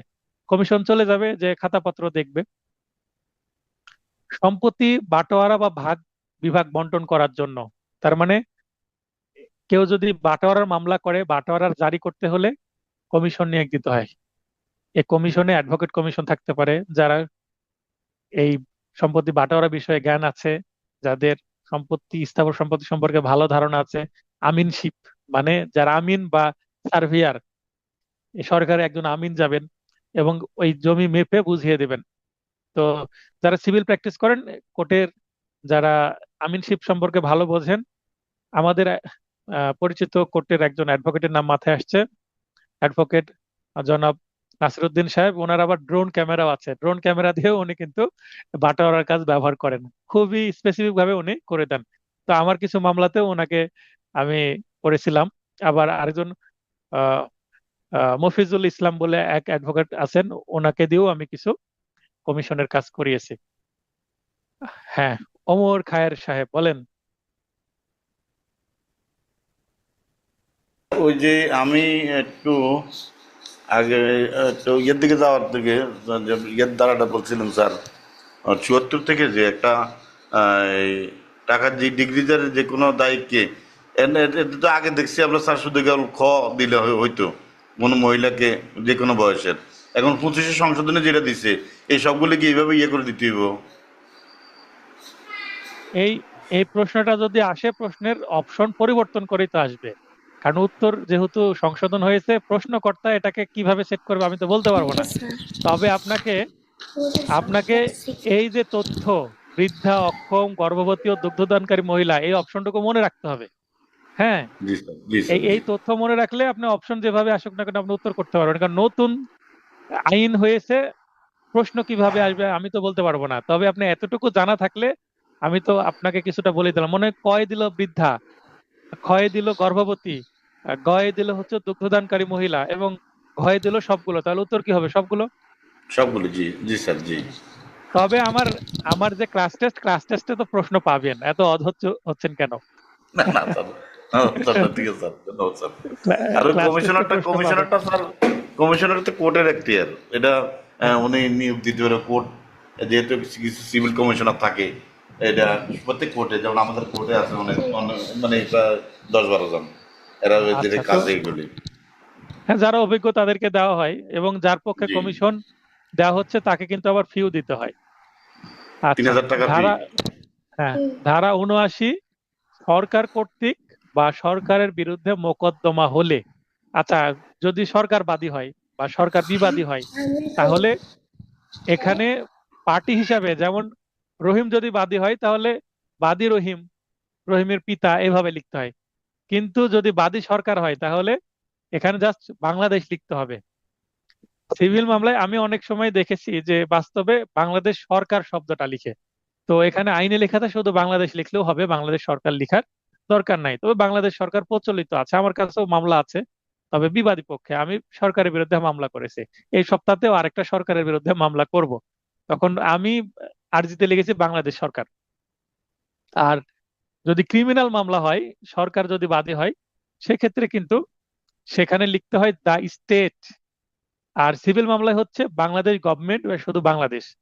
আর ক্রিমিনাল মামলার ক্ষেত্রে দা স্টেট, বাংলাদেশ লিখতে হয় না, দা স্টেট মানে বাংলা হচ্ছে রাষ্ট্র। দেখবেন ক্রিমিনাল মামলায় রাষ্ট্র বনাম কোনো মানুষের নাম, আর সিভিল মামলা হচ্ছে বাংলাদেশ বনাম মানুষের নাম। এটা মনে রাখবেন। ধারা 80, সরকারের বিরুদ্ধে মোকদ্দমা করার জন্য কেউ যদি সরকারকে বিবাদী করতে চায়, সরকারের বিরুদ্ধে মামলা করতে চায়, সরকারের বিরুদ্ধে মানে সরকারের কোনো প্রতিষ্ঠানের বিরুদ্ধে বা সরকারের কোনো প্রতিনিধি বা কোনো কর্মচারীর বিরুদ্ধে মামলা করতে চায়, যেটা সরকারের কোনো অফিসের, মনে করেন একজন সরকারি চাকরি করে, তার বিরুদ্ধে ব্যক্তিগত মামলা হতে পারে বা তার যে কর্মের ত্রুটি সংক্রান্ত মামলা হতে পারে। তার মানে আপনি পদের উপরে মামলা করতে পারেন, ব্যক্তির উপরে। এখন রহিম, মনে করেন রহিম একজন সাব রেজিস্ট্রার। এখন যদি রহিমের বিরুদ্ধে মামলা করেন, সেটা যৌতুকের মামলা করতে পারে তার স্ত্রী। রহিম সাব রেজিস্ট্রার হতে পারে, কিন্তু তার স্ত্রী তার বিরুদ্ধে যৌতুকের মামলা যদি করে, তাহলে এখানে রহিমের স্ত্রীর নাম যদি মনে করেন ওই রহিমের স্ত্রীর নাম যদি আশা হয়, তাহলে আশা বনাম রহিম হবে। আশা, ওই আশা বনাম বাংলাদেশ হবে না বা রাষ্ট্র হবে না, কারণ কোনো ব্যক্তির বিরুদ্ধে মামলা হচ্ছে। কিন্তু যদি এখানে সাব রেজিস্ট্রারের কোনো কর্মের বিরুদ্ধে কেউ মামলা করতে চায়, তখন আমাকে কি করতে হবে? মনে করেন মামলা করবে কে? রানা, তখন মোহাম্মদ রানা বনাম কি দিতে হবে? বাংলাদেশ, বাংলাদেশ, এবং সেখানে আপনাকে দিতে হবে যে ওই ওই সংশ্লিষ্ট যে পদ, যে সাব রেজিস্ট্রার, আর জেলা নাম দিতে হবে, কোন জেলার সাব রেজিস্ট্রার বা কোন উপজেলার সাব রেজিস্ট্রার, ডিটেল ঠিকানা দিতে হবে। কিন্তু ব্যক্তির নাম রহিম উল্লেখ করা দরকার নাই, কারণ এখানে পদের বিরুদ্ধে মামলা হচ্ছে। তার মানে বাংলাদেশের সৃষ্টি করা কোনো পদ, সরকারের কোনো পদ। আশা করি বুঝতে পেরেছেন। আচ্ছা, সরকারের বিরুদ্ধে আপনি মামলা করতে চাচ্ছেন, তাহলে 2 মাস পূর্বে সচিব বা জেলা কালেক্টর অফিসে নোটিশ দিতে হবে। নোটিশ দিয়ে বলতে হবে, আগে আগে অনেক সময় লিগ্যাল নোটিশ দেওয়া হয় না, আমরা মামলা করার আগে, চেকের মামলা করার আগে লিগ্যাল নোটিশ দিই আমরা, সেরকম আগে নোটিশ দিতে হবে যে হ্যাঁ আপনাদের বিরুদ্ধে মামলা করতে চাচ্ছি, আগে সমাধান করেন। মানে মামলা করার আগে একটা নোটিশ দিয়ে সমাধানের জন্য একটা বলতে হবে, অগ্রিম অবগত করতে হবে। তবে রেলওয়ে ব্যতীত, রেলওয়ে যদি হয়, রেলওয়ে কর্তৃপক্ষের বিরুদ্ধে হলে মোকদ্দমা করার আগে এই 2 মাস পূর্বে নোটিশ দিতে হবে ঠিকই, কিন্তু সচিব বা জেলা কালেক্টর বরাবর নয়। রেলওয়ের যদি হয় তাহলে রেলওয়ে জেনারেলের অফিস বরাবর নোটিশ দিতে হবে। 2 মাস পূর্বে অফিস মানে দিতে হবে। তো রেলওয়ে হলে রেলওয়ে জেনারেল অফিস বরাবর, রেলওয়ে জেনারেল, জেনারেলের নাম যদি রহিম হয় তাহলে ওই রহিম, মিস্টার রহিম বরাবর দেওয়া যাবে না, রেলওয়ে জেনারেলের অফিস বরাবর দিতে হবে কি, নোটিশ। কারণ এখানে ব্যক্তির বিরুদ্ধে না, পদের বিরুদ্ধে মামলা হচ্ছে, যেটা সরকারি পদ। আর যদি নোটিশ না দিয়ে কেউ মামলা করে ফেলে তাহলে লিখিত জবাব দাখিলের জন্য 3 মাস সময় পাবে।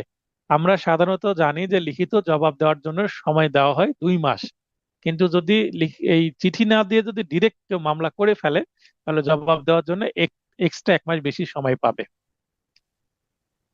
ধারা 41, সরকারি কর্মচারী গ্রেপ্তার ও ব্যক্তিগত হাজিরা হতে অব্যাহতি পাবে। কেউ যদি সরকারি কর্মচারী হয় বা আহ, তার প্রতিদিনের হাজিরা দিতে হবে, এগুলো তার ঝামেলা নাই, তার পক্ষে অ্যাডভোকেট হাজিরা দেওয়া যাবে। আমরা যেমন সিভিল মামলায় কি করি, সাক্ষীর সময় শুধুমাত্র মক্কেলকে ডাকি, তাছাড়া আমরা বলে দিই আমাদের বিকাশ নাম্বারে পেমেন্ট পাঠিয়ে দেন, মানে খরচা পাঠিয়ে দেন মামলার হাজিরা ফি, আমরা হাজিরা দিয়ে দিচ্ছি। এটাকে বলে অ্যাডভোকেট হাজিরা।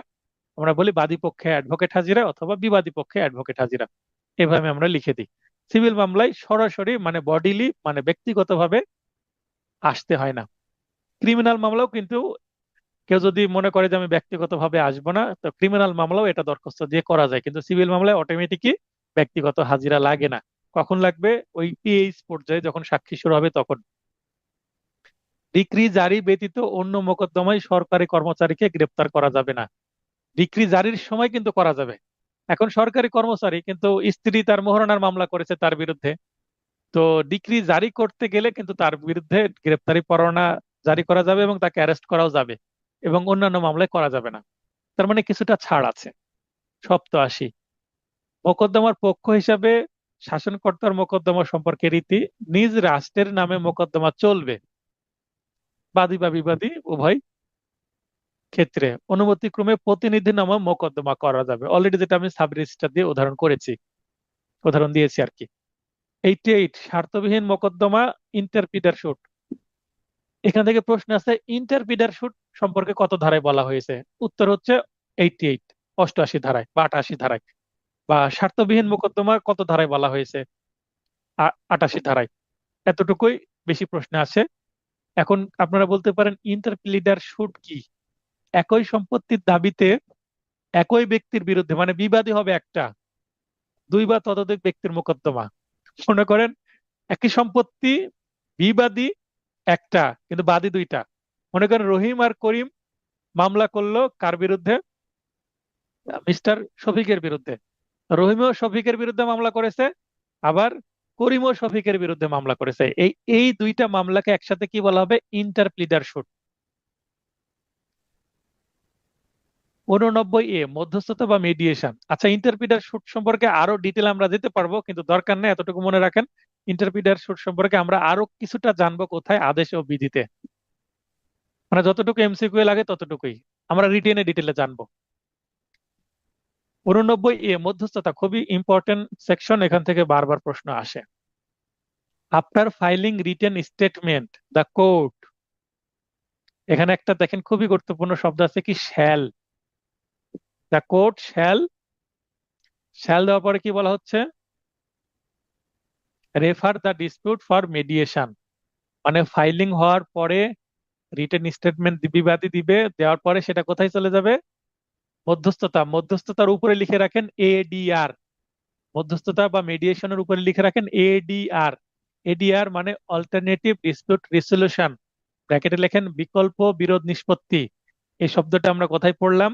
ওই যে প্রথম ক্লাসে গতদিন চার্টের মধ্যে পেলাম না, যে লিখিত জবাব দেওয়ার পর এটা কোথায় চলে যাবে? এডিআর এর জন্য চলে যাবে। এডিআর সফল হয়ে গেলে সোলেনামা দিবে এবং সঙ্গে সঙ্গে রায় ডিক্রি হয়ে যাবে। আর যদি এডিআর সফল না হয়, উভয় পক্ষ রাজি না হয়, তাহলে মামলাটা কন্টেস্টে চলে যাবে। তো এখানে শ্যাল শব্দটা দ্বারা কি বোঝাচ্ছে? শ্যাল মানে শ্যাল এবং উইলের মধ্যে পার্থক্য আছে।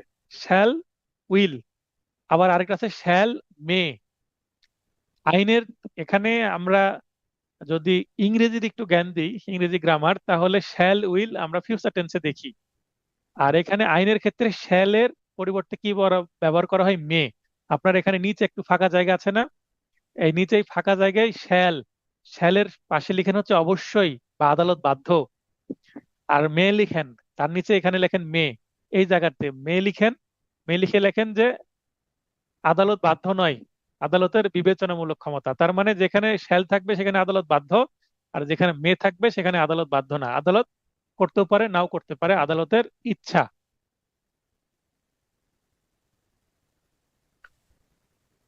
লিখিত জবাব দাখিলের পর পক্ষসমূহের হাজিরের পর শুনানি মুলতবি রেখে আদালত অবশ্যই, দেখেন এই শ্যালের কারণে আমি অবশ্যই শব্দটা দিয়েছি, মোকদ্দমাটি মধ্যস্থতার দিন ধার্য করবেন। তার মানে ডিরেক্ট এটা পরবর্তী স্টেপে যাওয়া যাবে না, মধ্যস্থতার জন্য বা মিডিয়েশনের জন্য একটা ডেট রাখতে হবে। সেটাকে আদালত, দেখবেন কজ লিস্টে মধ্যস্থতা শব্দটা থাকে না, কিন্তু কি থাকে? এডিআর, অল্টারনেটিভ ডিসপিউট রেজলিউশন, এই শব্দটা থাকে।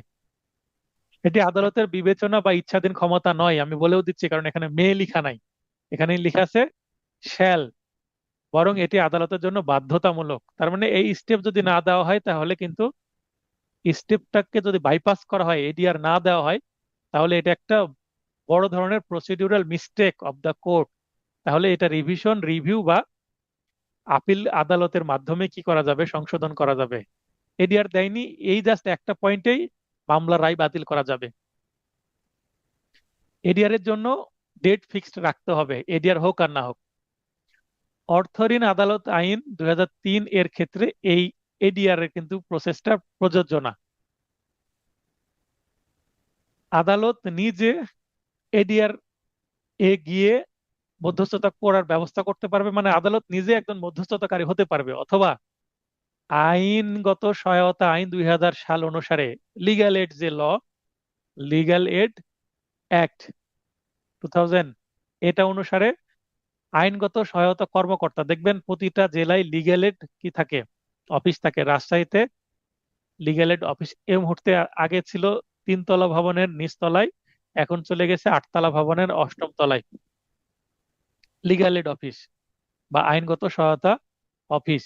তো সেখানে কিন্তু একজন অফিসার থাকে, সে অফিসারের হচ্ছে ন্যূনতম সহকারী জজ হতে হবে। সহকারী জজ না হলে তিনি এই আইনগত কর্মকর্তা হিসেবে, আইনগত বা লিগ্যাল এড অফিসার হিসেবে দায়িত্ব পালন করতে পারবেন না। সাধারণত আমি সেখানে লেডি, মানে মহিলা সহকারী জজকে আমি দায়িত্ব পালন করতে বেশি দেখেছি। পক্ষসমূহের নিযুক্ত আইনজীবী মধ্যস্থতাকারী হতে পারবেন, অথবা স্থানীয় বার সমিতির সভাপতি, মানে প্রেসিডেন্ট যিনি আছেন লোকাল বারে, যেমন আমাদের রাজশাহীর প্রেসিডেন্ট আছেন, সভাপতি আছেন, তার সাথে পরামর্শপূর্বক জেলা জজ। একটা জেলাতে অ্যাডভোকেটদের যিনি বস, তাকে কি বলবো? অ্যাডভোকেট, মানে সকল অ্যাডভোকেটদের বস হচ্ছে সভাপতি, প্রেসিডেন্ট। আর সকল বিচারকদের বস কে? জেলা জজ। তো এই যে অ্যাডভোকেটদের বস এবং বিচারকদের বস, বস শব্দটা বলছি এইভাবে বলা উচিত না, বোঝার স্বার্থে, এখানে মানে সর্বোচ্চ পর্যায়ে যিনি আছেন। তো আমাদের অ্যাডভোকেটদের সমিতিতে সর্বোচ্চ পর্যায়ে যিনি আছেন সভাপতি, এবং বিচারকদের সর্বোচ্চ পর্যায়ে যিনি আছেন তিনি হচ্ছে জেলা জজ। জেলা ও দায়রা জজ আমরা বলতে পারি। জেলা ও দায়রা মানে দুইটা দায়িত্ব ওনাকে পালন করতে হয়। যখন তিনি সিভিল দায়িত্ব পালন করেন, তিনি একজন জেলা জজ বা ডিস্ট্রিক্ট জাজ। যখন তিনি ক্রিমিনাল কেস ডিল করেন বা দায়িত্ব পালন করেন, তখন তাকে বলা হবে সেশন জাজ বা দায়রা জজ।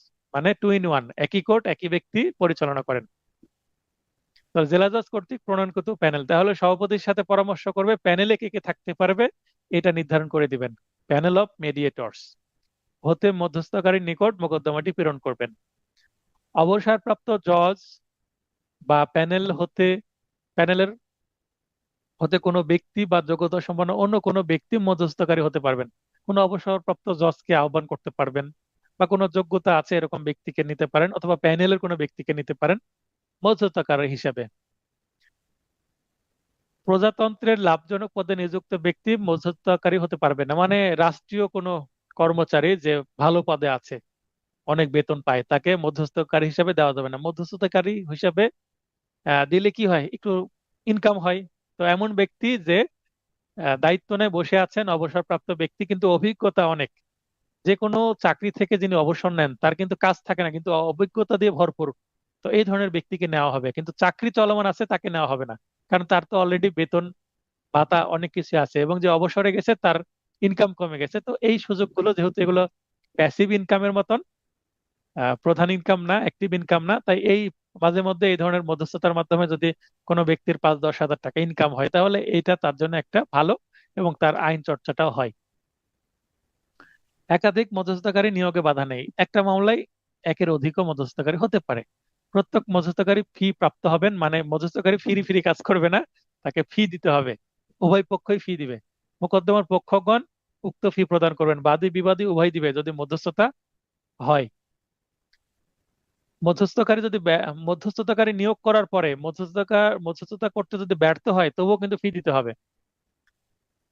10 দিনের মধ্যে পক্ষগণ মধ্যস্থতাকারী নিয়োগে ব্যর্থ হলে, তার মানে মধ্যস্থতাকারী নিয়োগের জন্য কেউ যদি আসলে সিরিয়াস হয়, 10 দিনের মধ্যে কিন্তু এই মিডিয়েটরস নিয়োগ করতে হবে। আর যদি ব্যর্থ হয়, না পারে, তাহলে আদালত পরবর্তী 7 দিন, মানে 10-এর পরে আরো 7 দিন, তাহলে 17 দিন হয়ে গেল। এই 7 দিনের মধ্যে আদালত বলবে প্যানেল থেকে এই ব্যক্তিদেরকে মধ্যস্থতাকারী হিসেবে নিয়োগ দেওয়া হলো। তাহলে আমরা যদি প্রশ্ন আসে মধ্যস্থতাকারী নিয়োগের সর্বোচ্চ সময় কত, পক্ষগণের জন্য 10 দিন, এবং এক্সট্রা আরো 7 দিন পাবে আদালত নিজে, তাহলে আইন সম্মত সর্বোচ্চ সময় হচ্ছে 17 দিন। মধ্যস্থতাকারী নিয়োগের পর মধ্যস্থতার জন্য স্বাভাবিক সময় হচ্ছে 60 দিন। নিয়োগ হয়ে গেল, নিয়োগের জন্য 17 দিন চলে গেল। এবার মধ্যস্থতাকারী দুই পক্ষকে কি রাজি করাতে, বোঝানোর জন্য, কনভিন্স করার জন্য 60 ডেজ, 60 দিন সময় পাবেন। তবে আদালতের ইচ্ছা বা পক্ষদ্বয়ের যৌথ আবেদন ক্রমে মধ্যস্থতার জন্য অতিরিক্ত আরো 30 দিন সময় দেওয়া যাবে। তাহলে মধ্যস্থতাকারী বা মিডিয়েটরস নিয়োগের জন্য 10+7 17 দিন, এবং তারা যে পরিশ্রম করবে, মানে এই মধ্যস্থতা সফল করার জন্য, এডিআর সফল করার জন্য তারা পরিশ্রম করবে 60 দিন। 60 দিনের মধ্যে যদি না হয়, আরো অতিরিক্ত 30 দিন। অর্থাৎ মধ্যস্থতার জন্য সর্বোচ্চ সময় 60+30 = 90 ডেজ। মধ্যস্থতাকারী স্বাক্ষরিত প্রতিবেদন আদালতে জমাদানের 7 দিনের মধ্যে স্থলে ডিক্রি প্রদান করতে হবে। এটা আদেশ কিন্তু 23-এ আছে, আদেশ 23-এ একই কথা বলা আছে, আবার ধারাতেও বলা আছে, মানে রিপিট করা আছে সেটা। তার মানে যদি আদালতে দাখিল করা হয় একটা প্রতিবেদন, ওই প্রতিবেদনটা থেকে কিন্তু ডিক্রি তৈরি হবে, এবং এটাকে স্থলে ডিক্রি বলা হবে, কারণ উভয় পক্ষ রাজি হয়েছে এই কাজটি করতে, তাই আপসসূচক ডিক্রি বা স্থলে ডিক্রি বলা হবে এটাকে। আদালত নিজে যদি মধ্যস্থতা করতে গিয়ে ব্যর্থ হয়, মানে আদালত বলে আমি মধ্যস্থতা করে দিচ্ছি, আসেন, হয়তোবা চেম্বারে নিয়ে গিয়ে কথা বলছে না, কার চেম্বারে, আদালতের চেম্বার বা খাস কামরা বলা হয়। তো সেখানে যদি তিনি ব্যর্থ হন, তাহলে তিনি ওই মামলাটা নিজের কাছে রাখতে পারবেন না, কারণ আদালতে তিনি শুনছিলেন, শুনতে শুনতে নিজের চেম্বারে ইনফর্মাল ওয়েতে বোঝানোর চেষ্টা করছেন। তো সেখানে অনেক গোপন কথা চলে আসে। তো গোপন কথা জেনে গেলে, সেই কথা যেহেতু তিনি জেনে গেছেন, ন্যায় বিচার ব্যাহত হতে পারে। তাই সেই মামলাটা কি করতে হবে, অন্য আদালতে ট্রান্সফার করে দিতে হবে। ওইটার তিনি নিজে শুনতে পারবেন না, মধ্যস্থতার চেষ্টা করলে ব্যর্থ হলে সেটা তিনি ট্রান্সফার করে দিবেন। ওই মামলার বিচার তিনি নিজে করতে পারবেন না, শুনানি করতে পারবেন না, মানে বিচার করতে পারবেন না। মধ্যস্থতা যদি সফল হয়, তাহলে মোকদ্দমা দায়েরের সময় দাখিলকৃত কোর্ট ফি, মনে করেন একটা দখল উদ্ধারে মামলা হয়েছে, কোর্ট ফি দেওয়া হয়েছে 40,000 টাকা, তাহলে বাদীর যে কোর্ট ফি 40,000 টাকা কিন্তু ফেরত পাবে সরকার। যেহেতু মামলা, সরকার কিন্তু মামলা পরিচালনা করার জন্য কি, মানে মামলা আর ন্যায় বিচার করে দেওয়ার জন্য কোর্ট ফি নিয়েছে, এখন তো মামলা হলোই না, দায়ের করার পর অল্প দিনের মধ্যে সলেনামা হয়ে গেল, তাহলে কোর্ট ফিটা কিন্তু ফেরত পাবে বাদী। 60 দিনের মধ্যে ফেরতের নির্দেশ দিবে না, এখানে আদালতে আবেদন করতে হয়, আদালত নির্দেশ দিবে 60 দিনের জন্য ফেরত দিতে। এই টাকাটা কোথায় পাবে? ওই যে কোর্ট ফি যে দেওয়া হয়েছে ওই কোর্ট ফি রিফান্ড হয়ে যাবে। এটা চালানের মাধ্যমে কোর্ট ফি নিতে হয়, ঠিক ওই ওইতে রেভিনিউ শাখা থেকে এটা কি হবে, রিফান্ড হয়ে যাবে। ধারা 89 এ ধারা মতে মধ্যস্থতার মাধ্যমে প্রাপ্ত সোলে ডিক্রির বিরুদ্ধে কি চলবে না? আপিল বা রিভিশন চলবে না। সোলে ডিক্রির বিরুদ্ধে আপিল বা রিভিশন চলবে না। আমরা ধারা 96 এও কিন্তু এটা পাবো। 96 ধারা আমরা আগামী ক্লাসে পড়বো, আজকে নাই। একই জিনিস রিপিট হবে ওখানে। ব্যাখ্যা: মধ্যস্থতা বলতে কি বোঝানো হচ্ছে? এটা নমনীয়তা, অআনুষ্ঠানিক মানে ইনফর্মাল, অবাধ্যতামূলক। কেউ বাধ্যে এই একটা মধ্যস্থতা করে দিল, এটা মানতে কেউ বাধ্য না। সালিশ উভয় পক্ষ কিন্তু মানতে বাধ্য। সালিশ কিন্তু একটা জোর করা হয়, মধ্যস্থতা কোনো জোর করা হয় না।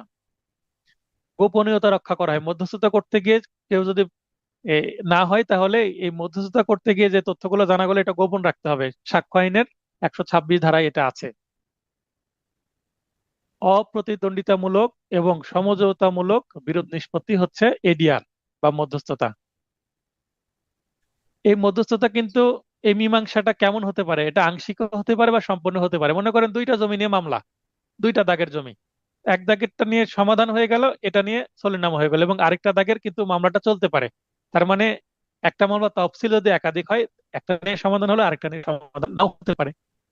আবার এরকম হতে পারে মোকদ্দমা করেছে মোহরানা এবং খোরপোশ নিয়ে, তো মোহরানা নিয়ে সেটেল হয়ে গেল, কাবিননামায় দেওয়া আছে, কিন্তু বললো বাদী চাচ্ছে যে আমি প্রতি মাসে 10,000 টাকা নিব খোরপোশ। আর বিবাদে বলছে আমি 10,000 দিব না, তো বললো ঠিক আছে মোহরানা নিয়ে সেটেল, কিন্তু খোরপোশ নিয়ে মামলা চলবে। তার মানে আংশিকও সেটেল হতে পারে বা মধ্যস্থতা হতে পারে। কামরুজ্জামান ভাই। স্যার সোলেনামা ডিগ্রি বা সোলে ডিগ্রি সম্পর্কে জানতে চাচ্ছিলাম স্যার। সলিড ডিগ্রি বলতে উভয় পক্ষ রাজি হয়ে একটা মীমাংসামূলক সন্তুষ্টিমূলক একটা কি দেয়, কাগজ দেয়। সেই কাগজে কি হয়, সোলে দাখিল করে। তো সোলে মনে করেন বাদী পক্ষ দাখিল করে, বিবাদী পক্ষেরও সাইন থাকে। আবার সকল বাদীর পক্ষে কতিপয় বাদী স্বাক্ষর করে, সকল বিবাদীর পক্ষে কতিপয় বিবাদী স্বাক্ষর করে। তার মানে উভয় পক্ষের সম্মতিতে একটা সম্মতিপত্র। সমঝোতা হয়ে যায়, মানে আপোষ হয়ে যায়। সোলে শব্দের অর্থ আপোষ, আপোষমূলক ডিক্রি। যে ডিক্রি আপোষমূলক হয় সেখানে আপিল বা রিভিশন চলে না। আচ্ছা, আপিল বা রিভিশনের প্রথম গ্রাউন্ড বা হেতুবাদ বা কারণ হচ্ছে সংক্ষুব্ধ হওয়া। তো বাদী যদি ডিক্রি পায় বিবাদী সংক্ষুব্ধ হবে, আর বাদী যদি ডিক্রি না পায়, মামলা না মঞ্জুর হয়, খারিজ হয়, তাহলে বিবাদী জিতে গেল, তাহলে বাদী সংক্ষুব্ধ হবে। মানে যার বিরুদ্ধে মামলার রায় বা আদেশ যাবে সে তো সংক্ষুব্ধ হবে। সংক্ষুব্ধ মানে রাগান্বিত হওয়া, মনোক্ষুব্ধ হওয়া। হ্যাঁ, মানে আমি এই আদালতের রায় মানি না, এটাকে বলে সংক্ষুব্ধ হওয়া। তো যদি উভয় পক্ষ রাজি থাকে এবং দুই পক্ষের স্বার্থ বা শর্ত দিয়ে এই ডকুমেন্টটা সাবমিট করা থাকে, তাহলে এখানে কোনো সংক্ষুব্ধ পক্ষ থাকবে? জি না। আপনি গতকালকে আমার সাথে কথা বলেছেন, রাত্রে ভর্তি হয়ে গেছেন, ঠিক আছে? জি তো আপনি বলেছেন, আমি বলেছি আমার এই কন্ডিশন, এই সাপোর্ট পাবেন। আপনি বলেছেন স্যার আমার এই সাপোর্ট গুলো লাগবে, তাহলে আমিও রাজি আপনিও রাজি। এখানে আমার প্রতি কি আপনি কোনো কারণে অসন্তুষ্ট হয়েছেন এই 24 ঘন্টায়? জি না স্যার। তাহলে আমি আপনার পরে হইনি, তাহলে আমাদের সম্পর্ক ভালো আছে। তো এই আমাদের এখন ক্লাসগুলো চলতে থাকবে। তো এখানে যখন আচ্ছা স্যার, তাহলে স্যার যদি সোলে কোন, ডিগ্রি আর সোলে নামা কি একই বিষয় স্যার? সোলে ডিগ্রি সোলে নামা একই বিষয় তাহলে? না একই বিষয় না। সোলে আচ্ছা নামাটা হচ্ছে অ্যাডভোকেটরা যেই ডকুমেন্টটা দাখিল করে পিটিশন আকারে। আচ্ছা হ্যাঁ, আচ্ছা আচ্ছা। এবং সোলে। এটা অ্যাডভোকেটটা লিখে অ্যাডভোকেট সই করে দাখিল করে।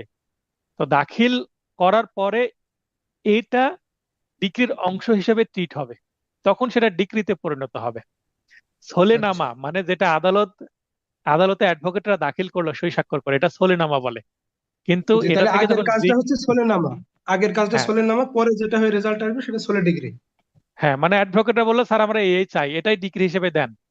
তখন এই সোলেনামা থেকে ডিক্রি সৃষ্টি হবে। ডিক্রিটা লেখে সেরেস্তাদার।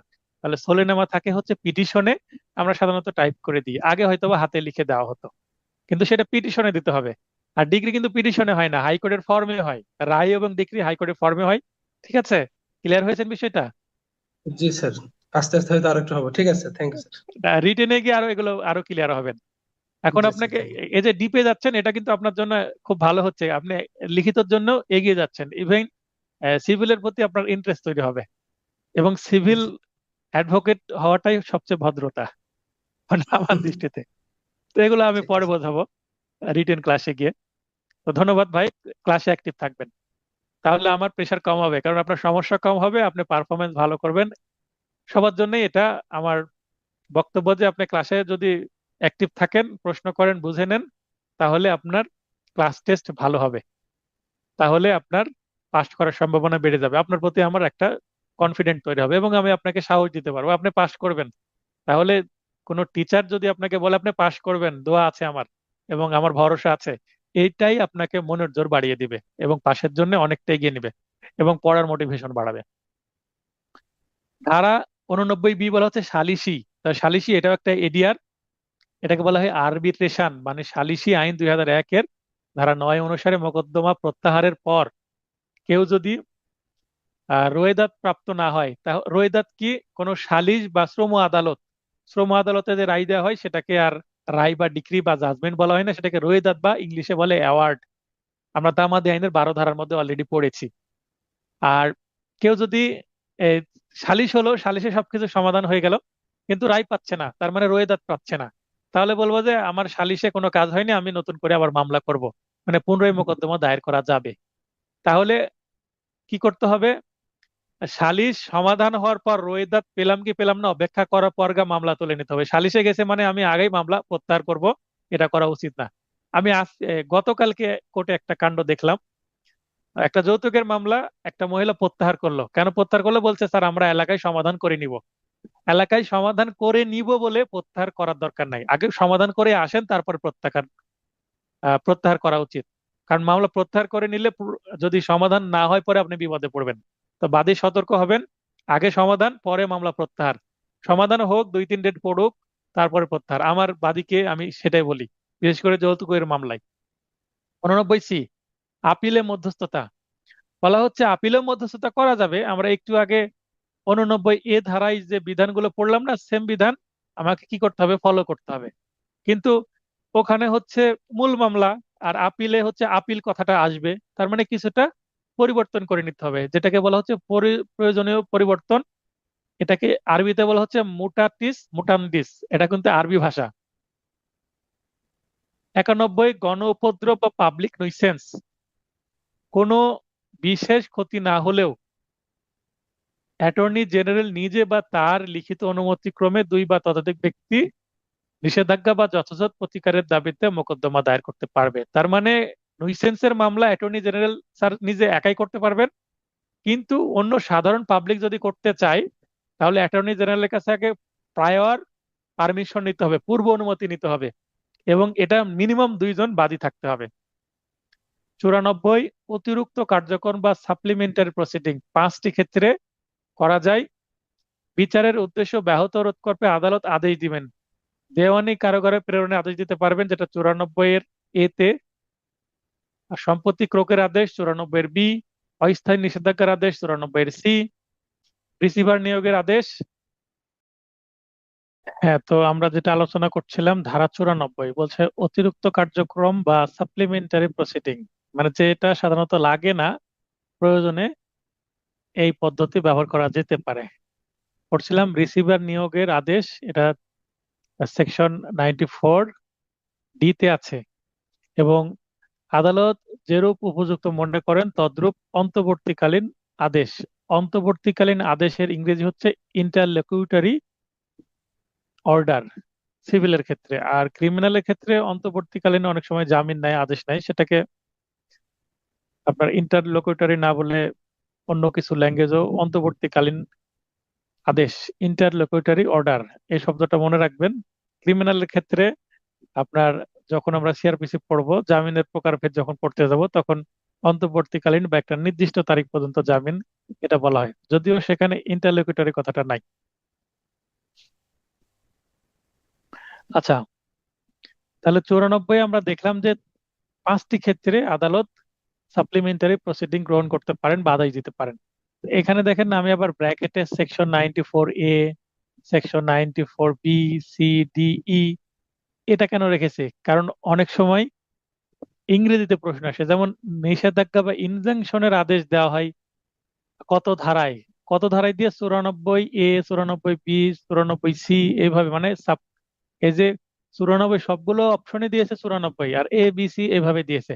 আমি প্রশ্নটা দেখিয়ে দিব আপনাদেরকে এমসিকিউ, তাহলে বুঝতে পারবেন কেন আমি ব্র্যাকেটে সেকশন দিয়ে 94ABC রেখেছি ব্র্যাকেটে। আনোয়ার ভাই লাইনে আসার সুযোগ দিয়েছে, চাইলে লাইনে আসতে পারেন। আচ্ছা, 94A, এই নতুন ধারাটি 2025 সালে সংযোজনের পর আলাদা করে জারি মোকদ্দমা দায়ের করার প্রয়োজন নেই। তার মানে জারি মোকদ্দমা করার জন্য আগে যে আদালতে মামলা করলেন, যে আদালতে রায় পেলেন, ডিক্রি পেলেন, ওই আদালত বাদ দিয়ে অন্য আদালতে তো যাওয়ার দরকার হতো না, কিন্তু ওই আদালতে নতুন করে আরেকটা জারির মামলা করতে হয়। মানে মূল মামলা থেকে উদ্ভূত আরেকটা নতুন জারি মামলা বা এক্সিকিউশন শুট করতে হয় হতো।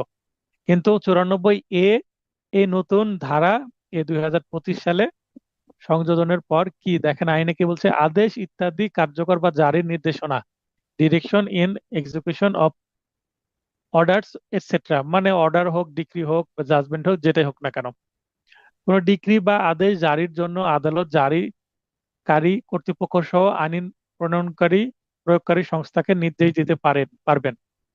অর্থাৎ ওই আদালতে জাস্ট একটা দরখাস্ত করলেই নতুন করে আলাদা জারি মামলা করার দরকার হয় না। এই আইনটা 94 পাশ হওয়ার আগে কি করতে হতো, মনে করেন মামলা হতো, আবার নতুন করে জারির মোকদ্দমা আরেকটা ফাইলিং করতে হতো, এবং জারি মোকদ্দমার ভিত্তি হিসেবে মূল মামলার রায় ও ডিগ্রির কপি সংযুক্ত করতে হতো, এবং মূল মামলার যে মামলা নাম্বার সেটা পরিবর্তন হয়ে জারি মামলায় আলাদা মামলার নাম্বার চলে আসতো। কিন্তু এবার আলাদা করে আর নতুন জারি মামলা করতে হবে না, মূল মামলার আন্ডারেই ওই একই মোকদ্দমা নাম্বারে আপনার জারির আবেদন করা যাবে। জাস্ট একটা দরখাস্ত দিলেই হয়ে যাবে, জাস্ট এ সিঙ্গেল পিটিশন, তাহলে আপনার জারি শুরু হয়ে যাবে। মোকদ্দমা নতুন করে তৈরি হবে না, মানে অনেক খরচ কম, বাদীর খরচ কমে গেল। তবে অ্যাডভোকেটের খরচ কমে, মানে বাদীর খরচ কমে গেল, মানে অ্যাডভোকেটেরও খরচ এখানে কমে গেল। আগে জারি মামলা করা লাগতো, অ্যাডভোকেটরা একটা বাড়তি ইনকাম করতে পারতেন, এখন আর করতে পারবেন না। তবে এটা ভালো, কারণ আমরা শুধুমাত্র ইনকামের চিন্তা না করে মানুষের উপকারের যদি চিন্তা করি তাহলেই ভালো, সমাজ ভালো থাকুক, মানুষ ভালো থাকুক।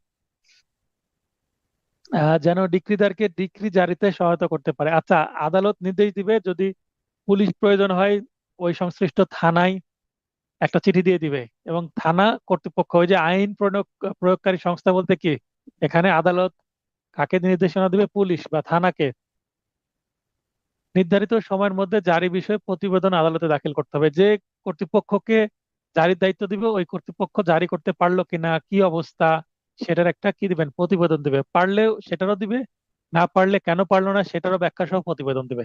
এ হচ্ছে মূল বক্তব্য। তবে 94A এটা মনে রাখবেন যে এটা ডিরেক্ট এক্সিকিউশন করা যায়, এটা যুক্ত করে দিয়েছে নতুন আইনে। তো আজকের আলোচনা এতটুকুই। আমি যেটা 94 ধারায় একটা 94 ধারায় যেটা আছে, একজন প্রশ্ন করলেন যে ফৌজদারি মামলায় আপিলে মধ্যস্থতা হয় কিনা। আপনার ক্রিমিনাল মামলায় বা ফৌজদারিতে কোনো মধ্যস্থতাই নাই, তো সেটাকে বলা হয় হচ্ছে আপোষ, বা ইংরেজিতে কম্পাউন্ড, মানে আপোষ নিষ্পত্তি করা যায়। যেটা সিআরপিসি আমরা পড়লে, সিআরপিসির যে তফসিল আছে, তফসিলের 8ম কলামে বলা আছে কে বিচার করতে পারে, এবং তার আগের কলামে অর্থাৎ 7ম কলামে বলা আছে যে এইটা কম্পাউন্ড করতে পারা যাবে কিনা, যদি পারে পক্ষরা নিজেরা করতে পারবে কিনা, বা আদালতের অনুমতি লাগবে কিনা, এই বিষয়গুলো বলা আছে। আর কম্পাউন্ড যোগ্য কিনা, যোগ্য হলে কে করতে পারবে। তো আমরা সিআরপিসি পড়লে ফৌজদারি মামলায় কিভাবে আপোষ হয় সেটা আমরা দেখব। সেটাকে আপোষ বা কম্পাউন্ডিং বলা হয়, কিন্তু সেটাকে কখনো মধ্যস্থতা বলা যাবে না, কারণ ফৌজদারি মামলায় মধ্যস্থতা করার কোনো সুযোগ নেই, বা এডিআর এর সুযোগই নেই। তাহলে আপিলে তো সুযোগ থাকবে না। তবে হ্যাঁ, ফৌজদারি মামলা আপিলে গিয়েও কিন্তু কি করা যাবে, আপোষ করা যাবে। সেটাকে আপোষ শব্দটা বলতে পারবো আমরা।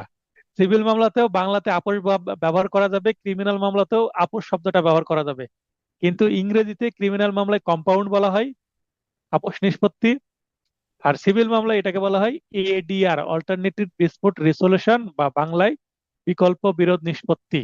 এবং বিকল্প বিরোধ নিষ্পত্তি বেশ কয়েক প্রকার আছে, কিন্তু সিপিসিতে মাত্র 2 প্রকারের কথা বলা আছে। কি কি? মধ্যস্থতা এবং আরেকটা হচ্ছে সালিশ। কিন্তু এছাড়াও কিন্তু আরো বেশ কিছু এডিআর আছে। যারা আইন পড়ে আসছেন এডিআর, বাংলাদেশেও 5 প্রকারের এডিআর প্রচলন আছে, তো সেগুলো আমাদের আলোচনার বিষয় না। সিপিসিতে সেগুলো নাই, এডিআর নিয়ে আলাদা আইনই আছে। আচ্ছা, আমি 94 ধারা থেকে যে প্রশ্নটা আসছে সেটা একটু দেখানোর চেষ্টা করছি। এই যে the code of civil procedure 1908 এর কোন বিধানটি নিষেধাজ্ঞা সম্পর্কিত নয়? কোন বিধানটি নিষেধাজ্ঞা সম্পর্কিত নয়? এখানে হবে ই, এখানে ঘতে হচ্ছে 94 ই। কেন নিষেধাজ্ঞা সম্পর্কিত নয়? দেখেন 94 সি এও কিন্তু নিষেধাজ্ঞা আছে। 94 সি এ কি আছে নিষেধাজ্ঞা? আমরা দেখলাম না অলরেডি? 94 সি এর মধ্যে নিষেধাজ্ঞা শব্দটা ছিল, আবার দেখাই। এই দেখেন এখানে গাঢ় করে রেখেছি আমি, 94 সি, অস্থায়ী নিষেধাজ্ঞার আদেশ 94 সি। তার মানে 94 সি এও কিন্তু নিষেধাজ্ঞার কথা বলা আছে, কিন্তু 94 এর যে ও বা 94 এর ই, এই যে শেষেরটা, এটা কিন্তু নিষেধাজ্ঞা না, এটা ইন্টারলোকুটরি অর্ডার, মানে অন্তর্বর্তীকালীন আদেশ। আর ক্রিমিনাল মামলায় যদি অন্তর্বর্তীকালীন আদেশ দেয় সেটাকে বলে ইন্টারিম, অনেক সময় ইন্টারিম বেল। যেমন যৌতুক মামলায় আগামী ধার্য তারিখ পর্যন্ত জামিন বর্ধিত করা হলো, এটাকে বলা হচ্ছে ইন্টারিম বেল, মানে অন্তর্বর্তীকালীন বেল। বা যে কোনো আদেশ হতে পারে, এই তারিখ পর্যন্ত এই আদেশটা দেওয়া হলো, এটাকে ক্রিমিনাল মামলায় ইন্টারিম। আর সিভিল মামলা হচ্ছে ইন্টারলোকুটরি। সিভিল ক্রিমিনালে শব্দের পার্থক্য আছে, কারণ এই আইন তৈরি করার যারা তৈরি করেছেন তারা ব্যক্তি ভিন্ন, তাই শব্দ বিভিন্ন ব্যবহার করেছেন, ভিন্ন শব্দ ব্যবহার করেছেন। তো দেখেন অপশন হিসেবে যদি আমরা চিন্তা করি, তাহলে এখানে 94 সিতেও কিন্তু নিষেধাজ্ঞার কথা বলা হয়েছে। আর এখানে যে অর্ডার, এখানে অর্ডার আছে কত? অর্ডার 39 আর রুল 5A, এখানেও নিষেধাজ্ঞার কথা বলা হয়েছে। আবার এখানে অর্ডার 39 রুল 1 এবং 2, এখানেও নিষেধাজ্ঞার কথা বলা হয়েছে। তার মানে ক, খ, গ 3 জায়গাতে নিষেধাজ্ঞার কথা বলা হয়েছে। তাহলে কোনটাতে নিষেধাজ্ঞার কথা বলা নাই? সেকশন 94 ব্র্যাকেটে ই। তাহলে এখানে অপশন গুলো কিসে দেওয়া আছে? ইংরেজিতে দেওয়া আছে। তাই 94 আমাকে কি করতে হয়েছে? অপশনে ব্র্যাকেটে এইভাবে ইংরেজি দিয়ে দেওয়া হয়েছে, নাহলে আপনারা বুঝতেন না তাই। আচ্ছা, যেহেতু আলোচনা শেষ হয়েছে, আমরা আগামী ক্লাসে শুরু করব পার্ট 5, ধারা 96 থেকে 115 এবং 118 থেকে শুরু করে 153 পর্যন্ত আমরা পড়বো। মানে আগামী ক্লাসে, মানে আগামী বুধবারে রাত 9টায় যে ক্লাসটা হবে, সিপিসির যে সেকশন গুলো শেষ হয়ে যাবে। আচ্ছা, এখন আপনাদের বলেছিলাম যে প্রশ্ন উত্তর কারো যদি মানে প্রশ্নের দরকার হয়, একটু প্রশ্ন উত্তর পর্ব রাখবো।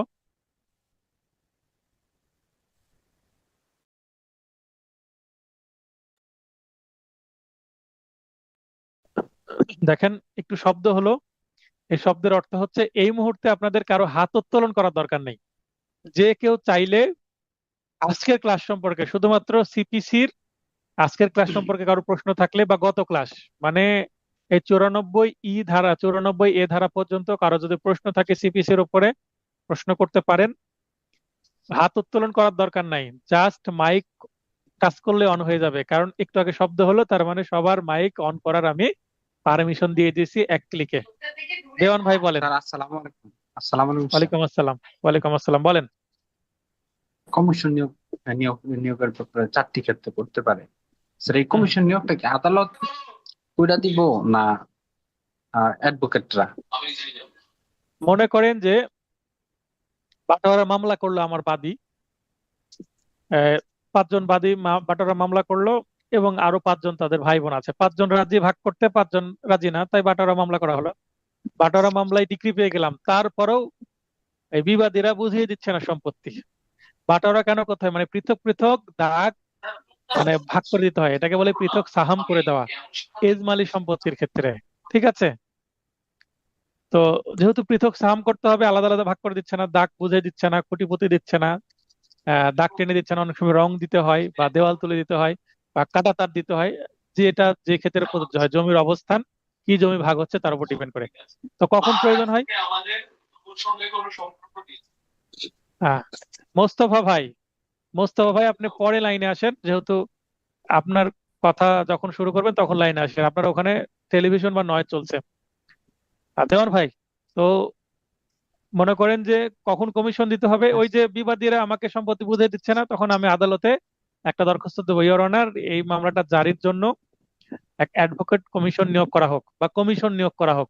তো কমিশন নিয়োগ করলে সাধারণত কিছু অ্যাডভোকেট আছেন কমিশনের কাজ করেন, সিভিল যারা বোঝেন, যাদের আমিনশিপ সম্পর্কে ধারণা আছে, দাগ টাগ ভালো বোঝেন, সরকারি যারা সার্ভেয়ার আমিন আছে তার সাথে অ্যাডভোকেট কমিশন থাকেন।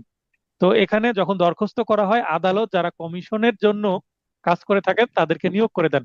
এক বা একাধিক অ্যাডভোকেট থাকেন, সরকারি কি থাকেন, আমিন থাকেন, এবং প্রয়োজনীয় পুলিশ সাপোর্ট থাকে। সংশ্লিষ্ট থানার পুলিশের কাছেও একটা কি চলে যায়, ওসির কাছে একটা চিঠি চলে যায়, যেন এই কমিশন মানে দুজন অ্যাডভোকেট দিলেন, সাথে একজন সার্ভেয়ার দিলেন, হয়তো বা কোর্টের একজন কর্মচারী দিলেন জারিকারকের থেকে, এবং এর সাথে হয়তো বা চাচ্ছেন 4 জন বা 5 জন, সম্পত্তির পরিমাণ অনুসারে 4-5 জন পুলিশ সদস্য। তো এটা ওসিকে দিয়ে দিলেন, তখন তারা সবাই মিলে কোথায় চলে যাবে, সংশ্লিষ্ট জমিতে যাবে এবং ভাগ করে দিবে। তো এই যে ব্যক্তিরা গেলেন, এটাকে বলা হচ্ছে কমিশন, মানে এটা হচ্ছে অল্টারনেটিভ অফ দ্য কোর্ট। মানে কোনো আদালত বা বিচারক নিজে মাঠে যান না, বিচারকের প্রতিনিধি পাঠান। এই যে বিচারকের প্রতিনিধি পাঠাচ্ছেন কোনো কাজের জন্য, সেটাকে বলা হচ্ছে কমিশন। ক্লিয়ার হয়েছেন? Yes, thanks. যেমন সরকারের কোনো কাজের জন্য কমিটি গঠন করা হয়, তেমনই তদন্ত কমিটি, এই কমিটি, তো এটাকে বলা হচ্ছে কমিশন। সিভিল কোর্টের ভাষা এটা কমিশন, ইংরেজিতে কমিশন, বাংলাতেও কমিশনই বলা হয়। আর প্রশ্ন আছে আপনার? Thanks. আচ্ছা, এরপরে মোস্তফা ভাই লাইনে আসেন, এসে প্রশ্ন করেন। আসসালামু আলাইকুম স্যার। ওয়েলকাম সালাম ভাই, ক্লাস বোঝা যাচ্ছে তো? হ্যাঁ, বোঝা যাচ্ছে স্যার, স্পষ্ট বুঝতেছি, সমস্যা নাই। স্যার আমার আচ্ছা, কোশ্চেন হচ্ছে, আমরা যে এই যে দেওয়ানি এবং ফৌজদারি মামলা সিপিসি এবং আমরা সিআরপিসি বলতেছি, এটার আসলে মিনিংটা কি? এই দেখেন, স্ক্রিন তো দেখতে পাচ্ছেন। একটু আগে হ্যাঁ একটা জি স্যার, প্রশ্ন দেখতে পড়লাম পাচ্ছি। না, একটু আগে প্রশ্ন পড়লাম না আমি, জি এখানে কি লিখেছি, দা কোড অফ সিভিল প্রসিডিউর, ঠিক আছে? জি এখানে এখানে দেখেন একটা সি আছে, হ্যাঁ, জি। এখানে একটা পি আছে, আর এখানে একটা সি আছে, তাই এটাকে বলা হচ্ছে সংক্ষেপে সিপিসি। হ্যাঁ,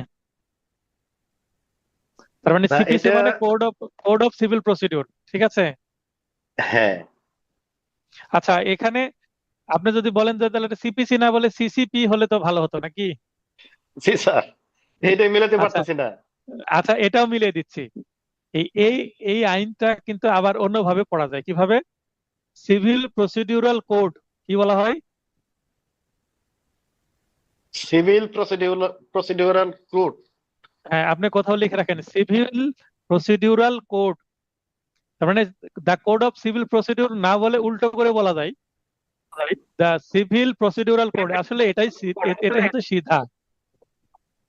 হ্যাঁ, এটাই সোজা, হ্যাঁ ঠিক আছে। হ্যাঁ, তো আপনি এর উপরে লিখে নেন সিভিল প্রসিডিউরাল, এখানে এখানে যে শেষে ই আছে না, ইটা কেটে দেন, এখানে এ এল দিয়ে দেন, তাহলে সিভিল আচ্ছা, প্রসিডিউরাল, এবং শেষে লিখেন কোড, তাহলে দেখেন মিলে যাবে সিপিসি। মিলবে কিনা? হ্যাঁ লিখে রাখছি, হ্যাঁ ঠিক আছে স্যার। আচ্ছা, আচ্ছা, এরপরে আপনার আপনার নেক্সট প্রশ্নতে আমি যাচ্ছি, ঠিক আছে? জি আমি নেক্সট প্রশ্নতে যেতে গেলে আমাকে পরে রানিয়ে যেতে হবে।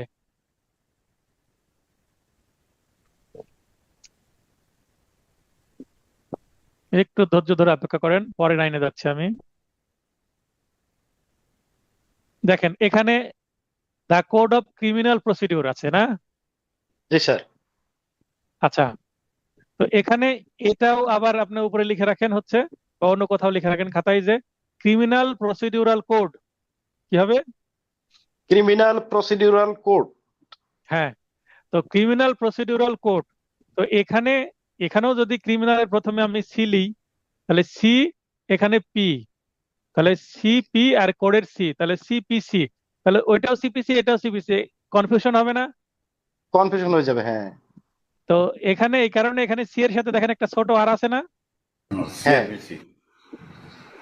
তাই এখানে হবে সিআরপিসি। তার মানে বড় হাতের সি ছোট হাতের আর, এটা হচ্ছে সিআর আর পিসি, সিআরপিসি। এভাবে সিআরপিসি বলা হয়। তার মানে এই আইনটাকে আচ্ছা সংক্ষিপ্ত ভাবে সিআরপিসি বলা হয়। তাহলে সি এর সাথে আর কেন হয়? ওই যে বড় হাতের সি আর ছোট হাতের আরটা নেওয়া হবে।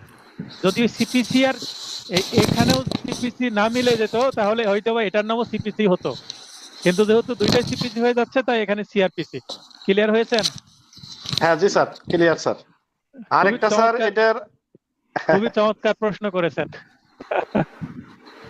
আচ্ছা স্যার, আরেকটা আমার আজকে পড়ার সাথে রিলেভেন্ট না, এটা হচ্ছে মানে অন্য একটা কোশ্চেন। সেটা হচ্ছে যে আমরা যে ধারাবাহিকভাবে পড়ে যাচ্ছি, হুম, যে ক্লাস টেস্ট গুলি দিচ্ছি, এবং এখানে যে আহ, আহ, এগুলি আছে এমসিকিউ কোশ্চেন গুলি সেট করা হয়েছে। হুম। তো আপনার যেহেতু এই যে নোটটা থেকে আমি গতবারও শুধু নোট নিয়েছিলাম, আমি কোচিং এ ভর্তি হয় নাই।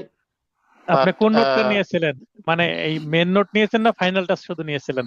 আমি দুইটাই নিয়েছিলাম, মেইন নোট এবং আচ্ছা। ফাইনাল টাচ দুইটা নিয়েছিলাম। কিন্তু দুর্ভাগ্যবশত আমি এই যে জব করি, পাশাপাশি আমরা ইনকাম ট্যাক্স প্র্যাকটিস করি, হুম। আমি একজন আইটিপি, যার কারণে দুইটার চাপের কারণে আমি ওই ভালোভাবে নিতে পারিনি, মানে মানে আমার প্রিপারেশন নোট, নিতে পারিনি। আমার নোটটা কমপ্লিট করতে পারেননি তাই তো? না পারিনি, হ্যাঁ। তো হুম, আমি যেটা দেখছি যে 90% বা 95% পর্যন্ত কমন পড়ে। তো হুম। এখন আমরা যে এখানে যে এমসিকিউ গুলো সেট করা আছে, আমরা যদি এটার উপরে বেশি ফোকাস দিই, তাতে কি আমাদের এরকম 90% বা 85% পর্যন্ত কি আমরা কমন পাওয়ার সম্ভাবনা আছে কিনা? কোন এমসিকিউ এর কথা বলছেন? আমরা যে এই যে আপনার বইয়ের মধ্যে নেক্সট যেগুলো যে, আছে। হ্যাঁ এই বইয়ের যে ভিতরে এখানে যেগুলি যেমন আছে আর কি। এই যে জি বিগত জি। বার কাউন্সিল ও জুডিশিয়ারি পরীক্ষার এমসিকিউ প্রশ্নাবলী, এই যে এখানে যে এমসিকিউ হ্যাঁ গুলো দেওয়া আছে এগুলোর কথা বলছেন তো, তাই না? হ্যাঁ জি জি স্যার, জি জি। স্যার।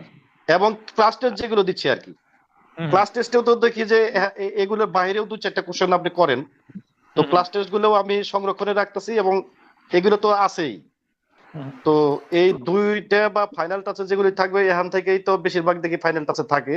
তো আপনি আপনি এগুলো আপনার প্রশ্নের উত্তর হচ্ছে ক্লাস টেস্ট, এখানকার প্রশ্ন, মডেল টেস্ট, মডেল টেস্ট নিব তো রিভিশন ক্লাসে, সবকিছু মিলে শুধু যদি এমসিকিউ ফোকাস করেন আপনি 20 কমন পাবেন কিনা গ্যারান্টি দিতে পারবো না।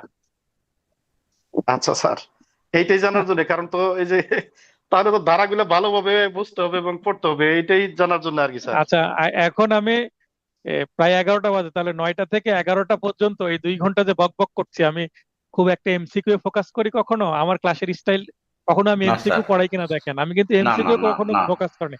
আমি আপনাকে আইন শেখাবো, আমি আপনাকে তথ্য শেখাবো। যেমন নতুন একটা আইন দেখালাম যে টাকার মামলায় আগে যে কোনো বয়সের মহিলাকে অ্যারেস্ট করা যেত না, এটা আগের আইন ছিল। আর জি এখনকার স্যার। অ্যামেন্ডমেন্টের পরের আইন কি? যে এখানে কোনো বয়োজ্যেষ্ঠ মহিলা, মানে বৃদ্ধা, ঠিক আছে, তারপরে এখানে জি স্যার। গর্ভবতী মহিলা, কোনো অক্ষম ব্যক্তি, এখানে অক্ষম বলতে কিন্তু মহিলার কথা বোঝেনি। তার মানে আগে কিন্তু শুধুমাত্র মহিলার ক্ষেত্রে প্রযোজ্য ছিল, এবার কিন্তু পুরুষ যুক্ত হয়েছে। কিভাবে পুরুষ যুক্ত হলো? এখানে বৃদ্ধার কথা বলা হয়েছে, মানে ওল্ড পার্সন, এখানে নারী পুরুষ উভয় বৃদ্ধ ব্যক্তি। উভয়ই আছে, হ্যাঁ। তারপরে এখানে বলা হয়েছে অক্ষম, অক্ষম মানে এখানে নারী পুরুষ উভয়, নারী পুরুষ উভয়কে অক্ষম বলা হচ্ছে। ঠিক আছে, মানে এখানে জেন্ডার বা লিঙ্গ ফিক্সড না। একজন বৃদ্ধ ব্যক্তি যে নারী হতে পারে পুরুষ হতে পারে, একজন অক্ষম ব্যক্তি সে নারী হতে পারে পুরুষ হতে পারে, তাকেও এখানে ছাড় দেওয়া হয়েছে, টাকার মামলায় গ্রেপ্তার করা যাবে না। আর মহিলার ক্ষেত্রে আগে যে কোনো বয়সের মহিলার কথা ছিল, এবার মহিলাটা যুক্ত হয়েছে কি? দুগ্ধদানকারী এবং গর্ভবতী, প্রেগনেন্ট মহিলা এবং ব্রেস্ট ফিডিং মাদার। ঠিক আছে, তাহলে জি স্যার। এখানে পরিবর্তন হয়ে গেল না আইনটা? এই আইনটুকু যদি আপনি বোঝেন, ভাই এখান থেকে প্রশ্ন যেভাবে আসুক না কেন পারার কথা। জি স্যার, জি ইনশাল্লাহ। তার মানে আমার পড়ানোর স্টাইলে আমি আপনাকে আইন পড়াবো, আইনের বিধানটা বুঝিয়ে দেব, প্রশ্ন যেভাবে আসুক করুক। ভাই একই প্রশ্ন ঘুরে ফিরে 20-25 রকম ভাবে করা যায়। তা আমি যদি এমসিকিউ ফোকাস করি, তাহলে দেখবেন বাজারের আমার নোটে কিছু কিছু, আমি একটু বলে নিই, মাইন্ড করবেন না, কিছু কিছু আমার যারা ভিডিও দেখেন আমাকে প্রশ্ন করেন, স্যার আপনার যে নোট নিব, আপনার নোটে কয়টি এমসিকিউ আছে? তো আমি এই প্রশ্নের উত্তরে বলি, আমার নোটে কয়টি এমসিকিউ আছে আমি নিজে গণে দেখি নাই, আমার এমসিকিউ গণার কোনো কি নাই, ইচ্ছাই নাই। বিগত সালের সকল এমসিকিউ আছে আমার নোটে, আপনি বিগত সালের সকল এমসিকিউ পাবেন, মানে বাজারের গাইড আপনার দরকার হবে না। আমি আলোচনা, আমার নোটের স্টাইল সংক্ষিপ্ত আলোচনা করব এবং বিগত সালে এই 10টা সেকশন থেকে কি কি প্রশ্ন আসছে সেটাও আপনাকে দেখিয়ে দিব। তার মানে আপনি খুবই বেসিক একটা পদ্ধতি ফলো করছি। যেমন আমরা হাই স্কুলে যে বইগুলো পড়েছি, যেমন বাংলা বই পড়েছি, গল্পের বই, একটা গল্প দিয়ে দিল, যেমন রবীন্দ্রনাথের ছুটি গল্প আমরা পড়িনি? রেসপন্স করেন, জি হ্যাঁ হো জি করেন। জি স্যার, তো জি জি জি। তো ছুটি না, গল্প আছে এখান ছুটি থেকে। ছুটি গল্প পড়েছি স্যার, হ্যাঁ। তো এই গল্প থেকে ওই তোরা 5টা অনুশীলনী মিনিট অংশে যে পরে ফোন দিতেছি, এখন লাইভ ক্লাস চলতেছে তো বুঝছো, 5টা মিনিট পরে ফোন দিতেছে। আচ্ছা, শেষ।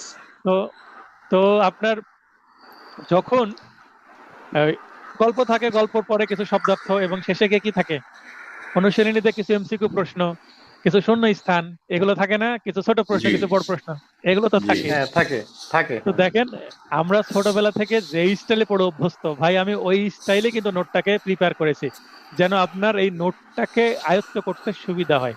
এটা কিন্তু আমরা আমাদের রক্তে মিশে আছে এই পদ্ধতি। কিছু আলোচনা এমসিকিউ, কিছু আলোচনা এমসিকিউ, এই কারণে পার্টে পার্টে বিভক্ত করেছি। সকল এমসিকিউ এক জায়গায় দিয়ে নে। আবার আমার এমসিকিউ সাল অনুসারে নাই। বাজারে কিছু প্রশ্ন ব্যাংক আছে, দেখবেন 2025 সালের এমসিকিউ গুলো এক জায়গায় আছে, 2024 সাল তো পরীক্ষাই হয়নি, 2023 সালের এমসিকিউ গুলো এক জায়গায় আছে, 2022 সালের গুলো এক জায়গায়, 2020 সালের গুলো এক জায়গায়, 2017 সালের গুলো এক জায়গায়। তার মানে সাল ভিত্তিক প্রশ্ন আসছে, তার মানে ওই প্রশ্নগুলো র্যান্ডমই আপনার মাথায় ঢুকবে। কিন্তু আপনি দেখেন 154 থেকে প্রশ্ন, 154, 200 থেকে প্রশ্ন, 154, 154, 155, 155, 156, 157, 161। আপনি সিরিয়াল একটা লক্ষ্য করছেন যে ধারা সিরিয়ালে যাচ্ছে? জি জি স্যার। তার হ্যাঁ মানে হ্যাঁ যেমন আপনার মূল বইয়ে ধারাগুলো তো সিরিয়ালেই থাকে, 155 পর 156 ধারাই তো আপনি পড়বেন। আপনি বাজারের জি গাইড পড়েন বা মূল বই পড়েন, এবং আমার নোটেও সেভাবে আছে, সিরিয়ালে আছে, এবং এমসিকিউ গুলো সিরিয়াল করে দেওয়া আছে যেন আপনার এটা হজম করতে সুবিধা হয়। ক্লিয়ার হয়েছেন? তার মানে জি এই স্যার, জি নোটের স্যার। এটা একটা সিক্রেট বিষয়, যে এটা একটা সুবিধা যে আপনার পড়তে সহজ মনে হবে। আপনি যদি 2-3 বার আমার নোটটা শেষ করতে পারেন, আপনি বুঝতে পারবেন না কিভাবে প্রস্তুতি ভালো হয়ে গেছে, কারণ নোটটা খুবই সহজ এবং খুব সাইন্টিফিক ওয়েতে লেখা। আর আবারও বলছি, এমসিকিউ যদি আমি ফোকাস করতে চাই, তাহলে ওই যে বাজারের আমার যারা প্রশ্ন করে কয়টি এমসিকিউ আছে, আমি বলি যে কয়টি এমসিকিউ আপনি গণে নিয়েন, আমি গণি নাই। তবে হ্যাঁ, সকল এমসিকিউ আছে, সিরিয়ালে আছে, এটা একটা কথা। দ্বিতীয় কথা, আমি যখন মডেল টেস্ট নিব, 5টা 7টা মডেল টেস্ট থাকবে আমার ফাইনাল টাস্ক নোটে, তখন আপনি গুনতে পারবেন না আমার প্রশ্নগুলো, যে 7টা মডেল টেস্ট থাকলে 700 এমসিকিউ থাকবে। ঠিক আছে? এখন জি স্যার। অনেকে প্রশ্ন করে, স্যার আমার কি 3000 এমসিকিউ পড়লে আমি পাশ করতে পারবো কিনা? আপনি কোন 3000 এমসিকিউ পড়ছেন, কোথা থেকে পড়ছেন সেটা বুঝতে হবে। এমসিকিউ পড়লে আপনি তথ্য বুঝতে পারেন কিনা সেটা পড়তে হবে, কারণ এমসিকিউ এর প্যাচ থাকে, প্যাচ গুলো ধরতে পারছেন কিনা সেটা দেখতে হবে। নোটের প্রথমে দেখেন প্যাটার্ন বিশ্লেষণ বলে খুবই সুন্দর কিছু আলোচনা আছে, মানে কি কি ধরনের প্রশ্ন আসে, কি কি চেহারা মেকআপ দিয়ে দিয়ে প্রশ্ন আসে ঘুরিয়ে ফিরিয়ে, সেগুলো আমি বুঝিয়ে দিয়েছি, প্রথম দিকের ক্লাসে আছে। আমার সকল ভিডিও গুলো আছে, আমি লিংক শেয়ার করে দিয়েছি, এক জায়গায় সকল ভিডিও পাবেন। প্লে লিস্টে গিয়ে নিচ থেকে উপরের দিকে একটা একটা করে দেখতে দেখতে উপরে উঠবেন। তো আমি আবারও বলছি, আপনি একটা এমসিকিউ পড়লে আপনি একটা নির্দিষ্ট সামান্য তথ্য জানতে পারবেন, কিন্তু একটা ধারা যদি মাথায় ঢোকে, এই ধারা থেকে 10টা প্রশ্ন আসলেও আপনি উত্তর করে আসতে পারবেন। তাহলে আপনি মূল জিনিসে থাকবেন না দাঁড়া, এর বাইরে যে এমসিকিউ ফোকাস করবেন? স্যার এটা আমার না, মতো হচ্ছে মূল স্যার। না, স্যার মূল ধারাটা প্রশ্ন আমি থাকবে কেন স্যার। করছি স্যার? আপনি আপনার আপনি যেখানে যেখানে ল করেছেন, সে টিচারকে বলবেন, খালি বলবেন যে বিআর অ্যাক্ট ভালো করে পড়েন, বিআর অ্যাক্ট ভালো করে পড়েন। বিআর অ্যাক্ট কি মানে? আইনটা ভালো করে দেখেন, বাড়তি কিছু পড়ার দরকার নাই। আপনি যদি এমসিকিউ একটাও না পড়েন, তারপরেও আপনার শুধু এই ধারার আলোচনা পড়ে গিয়েও আপনি পাশ করতে পারবেন। কিন্তু হ্যাঁ, এমসিকিউ পড়লে আপনার ভিতরে একটু কনফিডেন্ট আসবে, হ্যাঁ প্রশ্ন কেমন আসে, কোন লেভেলের কঠিন, কোন লেভেলের মিডিয়াম, কোন লেভেলের ইজি, জুডিশিয়ারির প্রশ্ন প্যাটার্ন কেমন, তারপর বার কাউন্সিলের প্রশ্ন প্যাটার্ন কেমন, একটা ধারণা থাকলে মানে পথটা চেনা হয়, চেনা পথে চলতে সুবিধা হয়। বুঝলেন নি? না, বুঝতে পারছি স্যার, কিন্তু ওই যে আপনি যে টেকনিকটা বলছিলেন যে ধারা লিখি সংক্ষিপ্ত একটা ওয়ার্ড বা একটা যে কোনো একটা সেন্টেন্সের মতো সংক্ষিপ্ত সেন্টেন্স লিখি, হ্যাঁ এটা ই করার জন্য। তো আমি প্রথম যে এটা আছে লটা আছে, তো ওইটা 200টা পর্যন্ত আমি 200টা পর্যন্ত আমি লিখছি, ওই যে লাস্ট 509 ধারা পর্যন্ত আর কি। তো দেখলাম যে এটা কয়েকবার পড়ার পরেও আসলে ওইভাবে আয়ত্ত করতে পারতাছি না, যার কারণে এটা আমি ওই হয়ে গেছি আর কি, একটু আর কি ডিমোরালাইজ হয়ে গেছি যে এইভাবে আসলে এতগুলা ধারা কিভাবে মুখস্থ করব। এই জন্য বললাম যে আচ্ছা আসলে কোনো অন্য কোনো আচ্ছা, টেকনিক আছে এখানে না কিনা। আরো আরো আরো একটু টেকনিক বলি। এই নিয়ে লাইভ ক্লাসে, এইগুলো লাইভ ক্লাসে আলোচনা আমরা করব। হচ্ছে আমি এই জিনিসটা আবার আপনাদের রিপিট করছি। আমি ফাউন্ডেশন হচ্ছে, যদি বিল্ডিং এর সাথে তুলনা করে, আপনার ভিতটা মজবুত করা। আপনি যখন একটা বাড়ি তৈরি করবেন, ফাউন্ডেশন দিবেন, ফাউন্ডেশনটা স্যান্ড পাইলিং হতে পারে, মেন পাইলিং হতে পারে, বা যদি দোতলা বাড়ি করেন তাহলে হয়তোবা আপনার কলামও দেওয়া লাগবে না, জাস্ট নিচে একটু কয়েক লেয়ারের 30টা যদি আপনি ইট দেন, মানে 30 ফিটের ইট দেন, হ্যাঁ, 30 ইঞ্চির, তো এইভাবে করা যায়। তো যে ফাউন্ডেশন কিন্তু দেখা যায় না, দেখা যায় কি না, দেখা যায় না, এটা তো নিচে থাকে। নিচে থাকে, দেখা যায় না, কিন্তু অনুভব করা যায় যে এই বিল্ডিং তৈরি করতে কি ধরনের ফাউন্ডেশন দিয়েছে। ঠিক আছে? জি স্যার। তো তো আপনি ফাউন্ডেশনটা মজবুত করেন, এর উপরে যখন বিল্ডিং তুলবো, মানে রিভিশন ব্যাচে যখন বিল্ডিং তুলবো, তখন আপনার এই টেকনিক গুলো আমি শেখাবো। এখন টেকনিক শেখার সময় না, এখন আইনটাকে বোঝার সময়। ঠিক আছে? জি স্যার, থ্যাংক ইউ স্যার। না স্যার, টেকনিক ঠিক আছে স্যার। আমরা স্যার আপনি যে লিখছেন জেলা ও দায়রা জজ আদালত, তো এতে বোঝা গেল স্যার আপনি সিভিল ক্রিমিনাল দুইটাই করেন। না, আমি দুইটাই প্র্যাকটিস করি, দুইটাই। জি স্যার, না এটা এটা আমি বুঝে নিচ্ছি কোন জায়গা স্যার। আপনি যে লিখছেন আপনার নামের পরে অ্যাডভোকেট লিখে লিখছেন জেলা ও দায়রা জজ আদালত, কিন্তু সব জায়গায় লেখে যে অ্যাডভোকেট জজ কোর্ট কুমিল্লা ঢাকা সিটাং রেজিয়নে আছে, কিন্তু আপনি লিখছেন জেলা ও দায়রা জজ আদালত। এই সিভিল, আমরা ওই যে জেলা হয়েছে সিভিল, দায়রা হয়েছে যে ক্রিমিনাল, তাহলে সিভিল ক্রিমিনাল দুইটাই আপনি আছেন। আচ্ছা, আর আজ ক্লাস থেকে আইন বিষয়ে কারো প্রশ্ন আছে কিনা? প্রশ্ন করতে থাকেন। হ্যাঁ, হ্যালো স্যার। হ্যাঁ, বাসেদ ভাই বলেন। স্যার, আমার একটা প্রশ্ন হচ্ছে 89 মধ্যস্থতা, এই জিনিসটা আচ্ছা, একটু আরেকবার ব্যাখ্যা করলে ভালো হয়। আপনি আপনি যদি বলেন যে এই পুরো সেকশনটা পড়েন, আমি পড়তে পারবো না পুরোটা সেকশন। আপনি প্রয়োজনে না স্যার, ভিডিওটা দেখবেন, আমাকে আচ্ছা। বলতে দেন। কেউ যদি আমাকে এইভাবে প্রশ্ন করেন এই সেকশনটা আবার একটু বুঝিয়ে দেন, তাহলে আমি এইভাবে বুঝিয়ে দিব না, কারণ ওই যখন ওই সেকশন আচ্ছা স্যার, পড়লাম আমি আমি আমি স্যার যতটুকু বুঝতে পেরেছি সেটা একটু বলি। যে এখানে একটা ইংরেজি বাক্য আছে যে after filing written statement the court shall refer the dispute for mediation. এখানে শেল শব্দটা থাকলে অবশ্যই সেটা আদালত বাধ্য থাকবে দিতে, আর যদি মেয়ে থাকে তাহলে এটা আদালতের ইচ্ছাধীন। এটা কত পৃষ্ঠায় বলেন তো? এটা sir page number 149। 49 sir, meditation আর কি 89। জি স্যার, হ্যাঁ, এটাই এখানে এখানে যদি ব্রিফ করি, হ্যাঁ, আপনি কোন পয়েন্ট বুঝেননি, এটা বড় তাই আপনি লোড নিতে পারছেন না, যে কি মানে এত মনে রাখবো কি না, করে, এখানে স্যার আমার পুরো থিমই প্রশ্ন ধরতে হচ্ছে পারেন। এই যে refer the dispute for mediation, এটার আপনি একটা বাংলা কথা বলছিলেন, এই মুহূর্তে নিচে আমার একটু খেয়াল দেওয়া নাই, আছে। বাট এটা সংক্ষেপে ওই যে, রূপ বলছিলেন এডিআর। হ্যাঁ, এখানে দেখেন যে নিচে ব্র্যাকেটে তোর বাংলাটা দেওয়াই আছে। লিখিত জবাব দাখিলের পর পক্ষসমূহ হাজিরের পর শুনানি মুলতবি রেখে মানে মামলাটা অগ্রগতি না করে, সাক্ষ্য গ্রহণ শুরু না করে আদালত অবশ্যই মোকদ্দমাটি মধ্যস্থতার জন্য দিন ধার্য করবেন। এটাকে আপনি যদি আদালতে যান, ওই কজ লিস্টে কখনো মধ্যস্থতা শব্দটা পাবেন না, পাবেন এডিআর। তাহলে জি। মধ্যস্থতার উপরে আপনি লিখে নেন এডিআর। এডিআর এর পূর্ণরূপ হচ্ছে অল্টারনেটিভ ডিসপিউট রেসুলেশন। ঠিক আছে? অল্টারনেটিভ আর এটা ডিসপিউট রেজুলেশন। স্যার, এটা ঠিক আরো আছে? সহজ আছে স্যার, ওই ফলোসাটে স্যার। স্যার, এটা কি রিসলিউশন নাকি? রিসলিউশন মানে নিষ্পত্তি করা, বাংলা হচ্ছে হ্যাঁ, নিষ্পত্তি। বিকল্প বিরোধ নিষ্পত্তি। বিরোধ নিষ্পত্তি।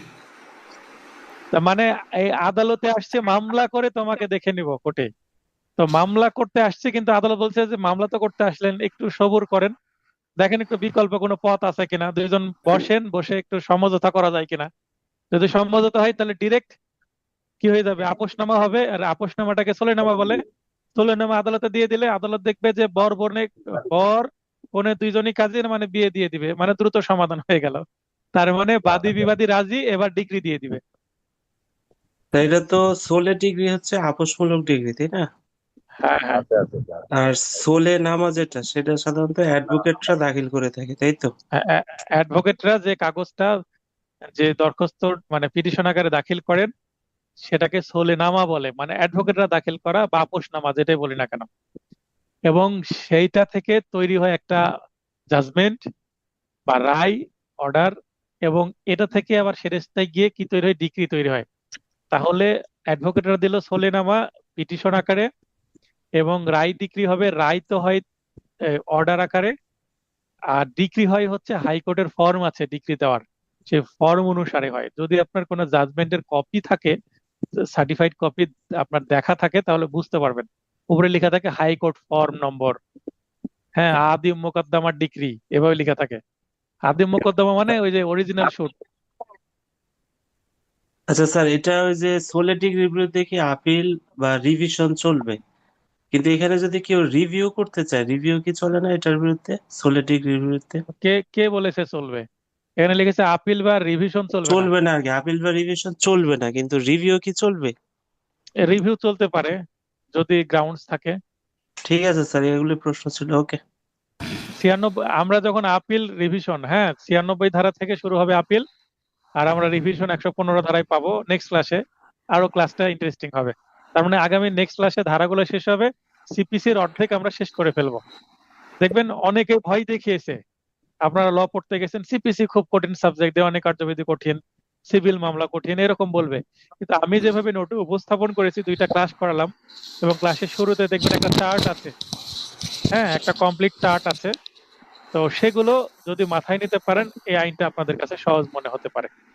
স্যার এই যে আমাদের 16 আছে স্যার, হুম। ওখানে এডিআর আছে স্যার। আছে তো। এখন কি এটা আদালত পর্যায়ক্রমে কি এই এডিআরটা এমনি দিয়ে দেবে নাকি? আদালত দিতে স্টেপ বাধ্য, নাহলে স্টেপ তার বাই চাকরি স্টেপ থাকবে না। আদালত যদি এডিআরএ না দেয়, তার আচ্ছা চাকরি স্যার। থাকবে না। কারণ এটা আইনেই বলা আছে, আদালত তো আইনের বাইরে গিয়ে কাজ করতে পারবে না, পারবে কি? না স্যার। আমি এই কারণেই সিভিল মামলা কিভাবে, সিভিল মামলা 3টা পথ, একটা এক্সপার্টে মানে একতরফা ডিগ্রি, একটা সোলে নেওয়া ডিগ্রি, এবং একটা কন্টেস্টিং ডিগ্রি। আমি 3টা পথে দেখিয়ে দিয়েছি প্রথমে। বাজারে কোনো গাইডে বা কোনো জায়গায়, কোনো ইন্টারনেটে কোথাও আমার মানে আমার নোট এবং আমার ভিডিও ছাড়া এই যে চার্ট এইভাবে কোথাও নাই। যে চার্টে আমি 3টা পথ দেখিয়েছি, প্লাস আমি আদেশ বা কোন ধারা অনুসারে হচ্ছে সেটা উল্লেখ করে দিছি, একটা কমপ্লিট চার্ট। এটাই হচ্ছে সবচেয়ে বেসিক্স। ওই চার্টটা যদি মাথায় নিতে পারেন, সিভিল মামলার ম্যাপ আপনার হাতে চলে আসলো। অমর ভাই ঠিক বললাম? জি জি স্যার, জি স্যার, এটা ওই যে 6 ধাপে আছে, ষষ্ঠ সিঁড়িতে আছে এটা স্যার, যে এডিআরটা আর কি। হ্যাঁ, হ্যাঁ। তো আপনি যখন নতুন একজন আইনজীবী, এই যদি চারটা মাথায় রাখতে পারেন, বা এই চারটা যদি আপনি রাখেন ফটোকপি করে আপনার ডায়েরিতে রেখে দিবেন যখন সিভিল মামলা প্র্যাকটিস এগুলো করবেন। এই হ্যাঁ, এতটুকু, এই কাজ এটাই আপনার স্যার, আর অন্য কিছু নাই তো। আবার আবার এইভাবেই যাবে। আবার আরেকটা বিষয়, আপনি যখন এমসিকিউ পাস করবেন, রিটেন পাস করবেন, ভাইবা দিতে যাবেন, আপনার একটা এই পিপিএস ডায়েরি রেডি করতে হবে। পিপিএস ডায়েরি লেখার সময় আপনার এই 4টা কাজে লাগবে। যে আপনি একটা মামলা বাস্তবে কিভাবে যায়, আপনার ডায়েরি হাতে নিবে, ডায়েরি থেকে মনে করেন একটা আপনি লিখেছেন, লিখে এখান থেকে মনে করেন আপনি যৌতুক আইনের একটা মামলা দিয়েছেন, যৌতুক আইন সম্পর্কে 2-1টা প্রশ্ন করতে পারে। আপনি পেনাল কোড থেকে পেনাল কোডের 323, 325, 326, 307, 302 এরকম ধারার মামলা একটা রেখেছেন। তো এই 303 ধারার সাজা কত বলেন তো?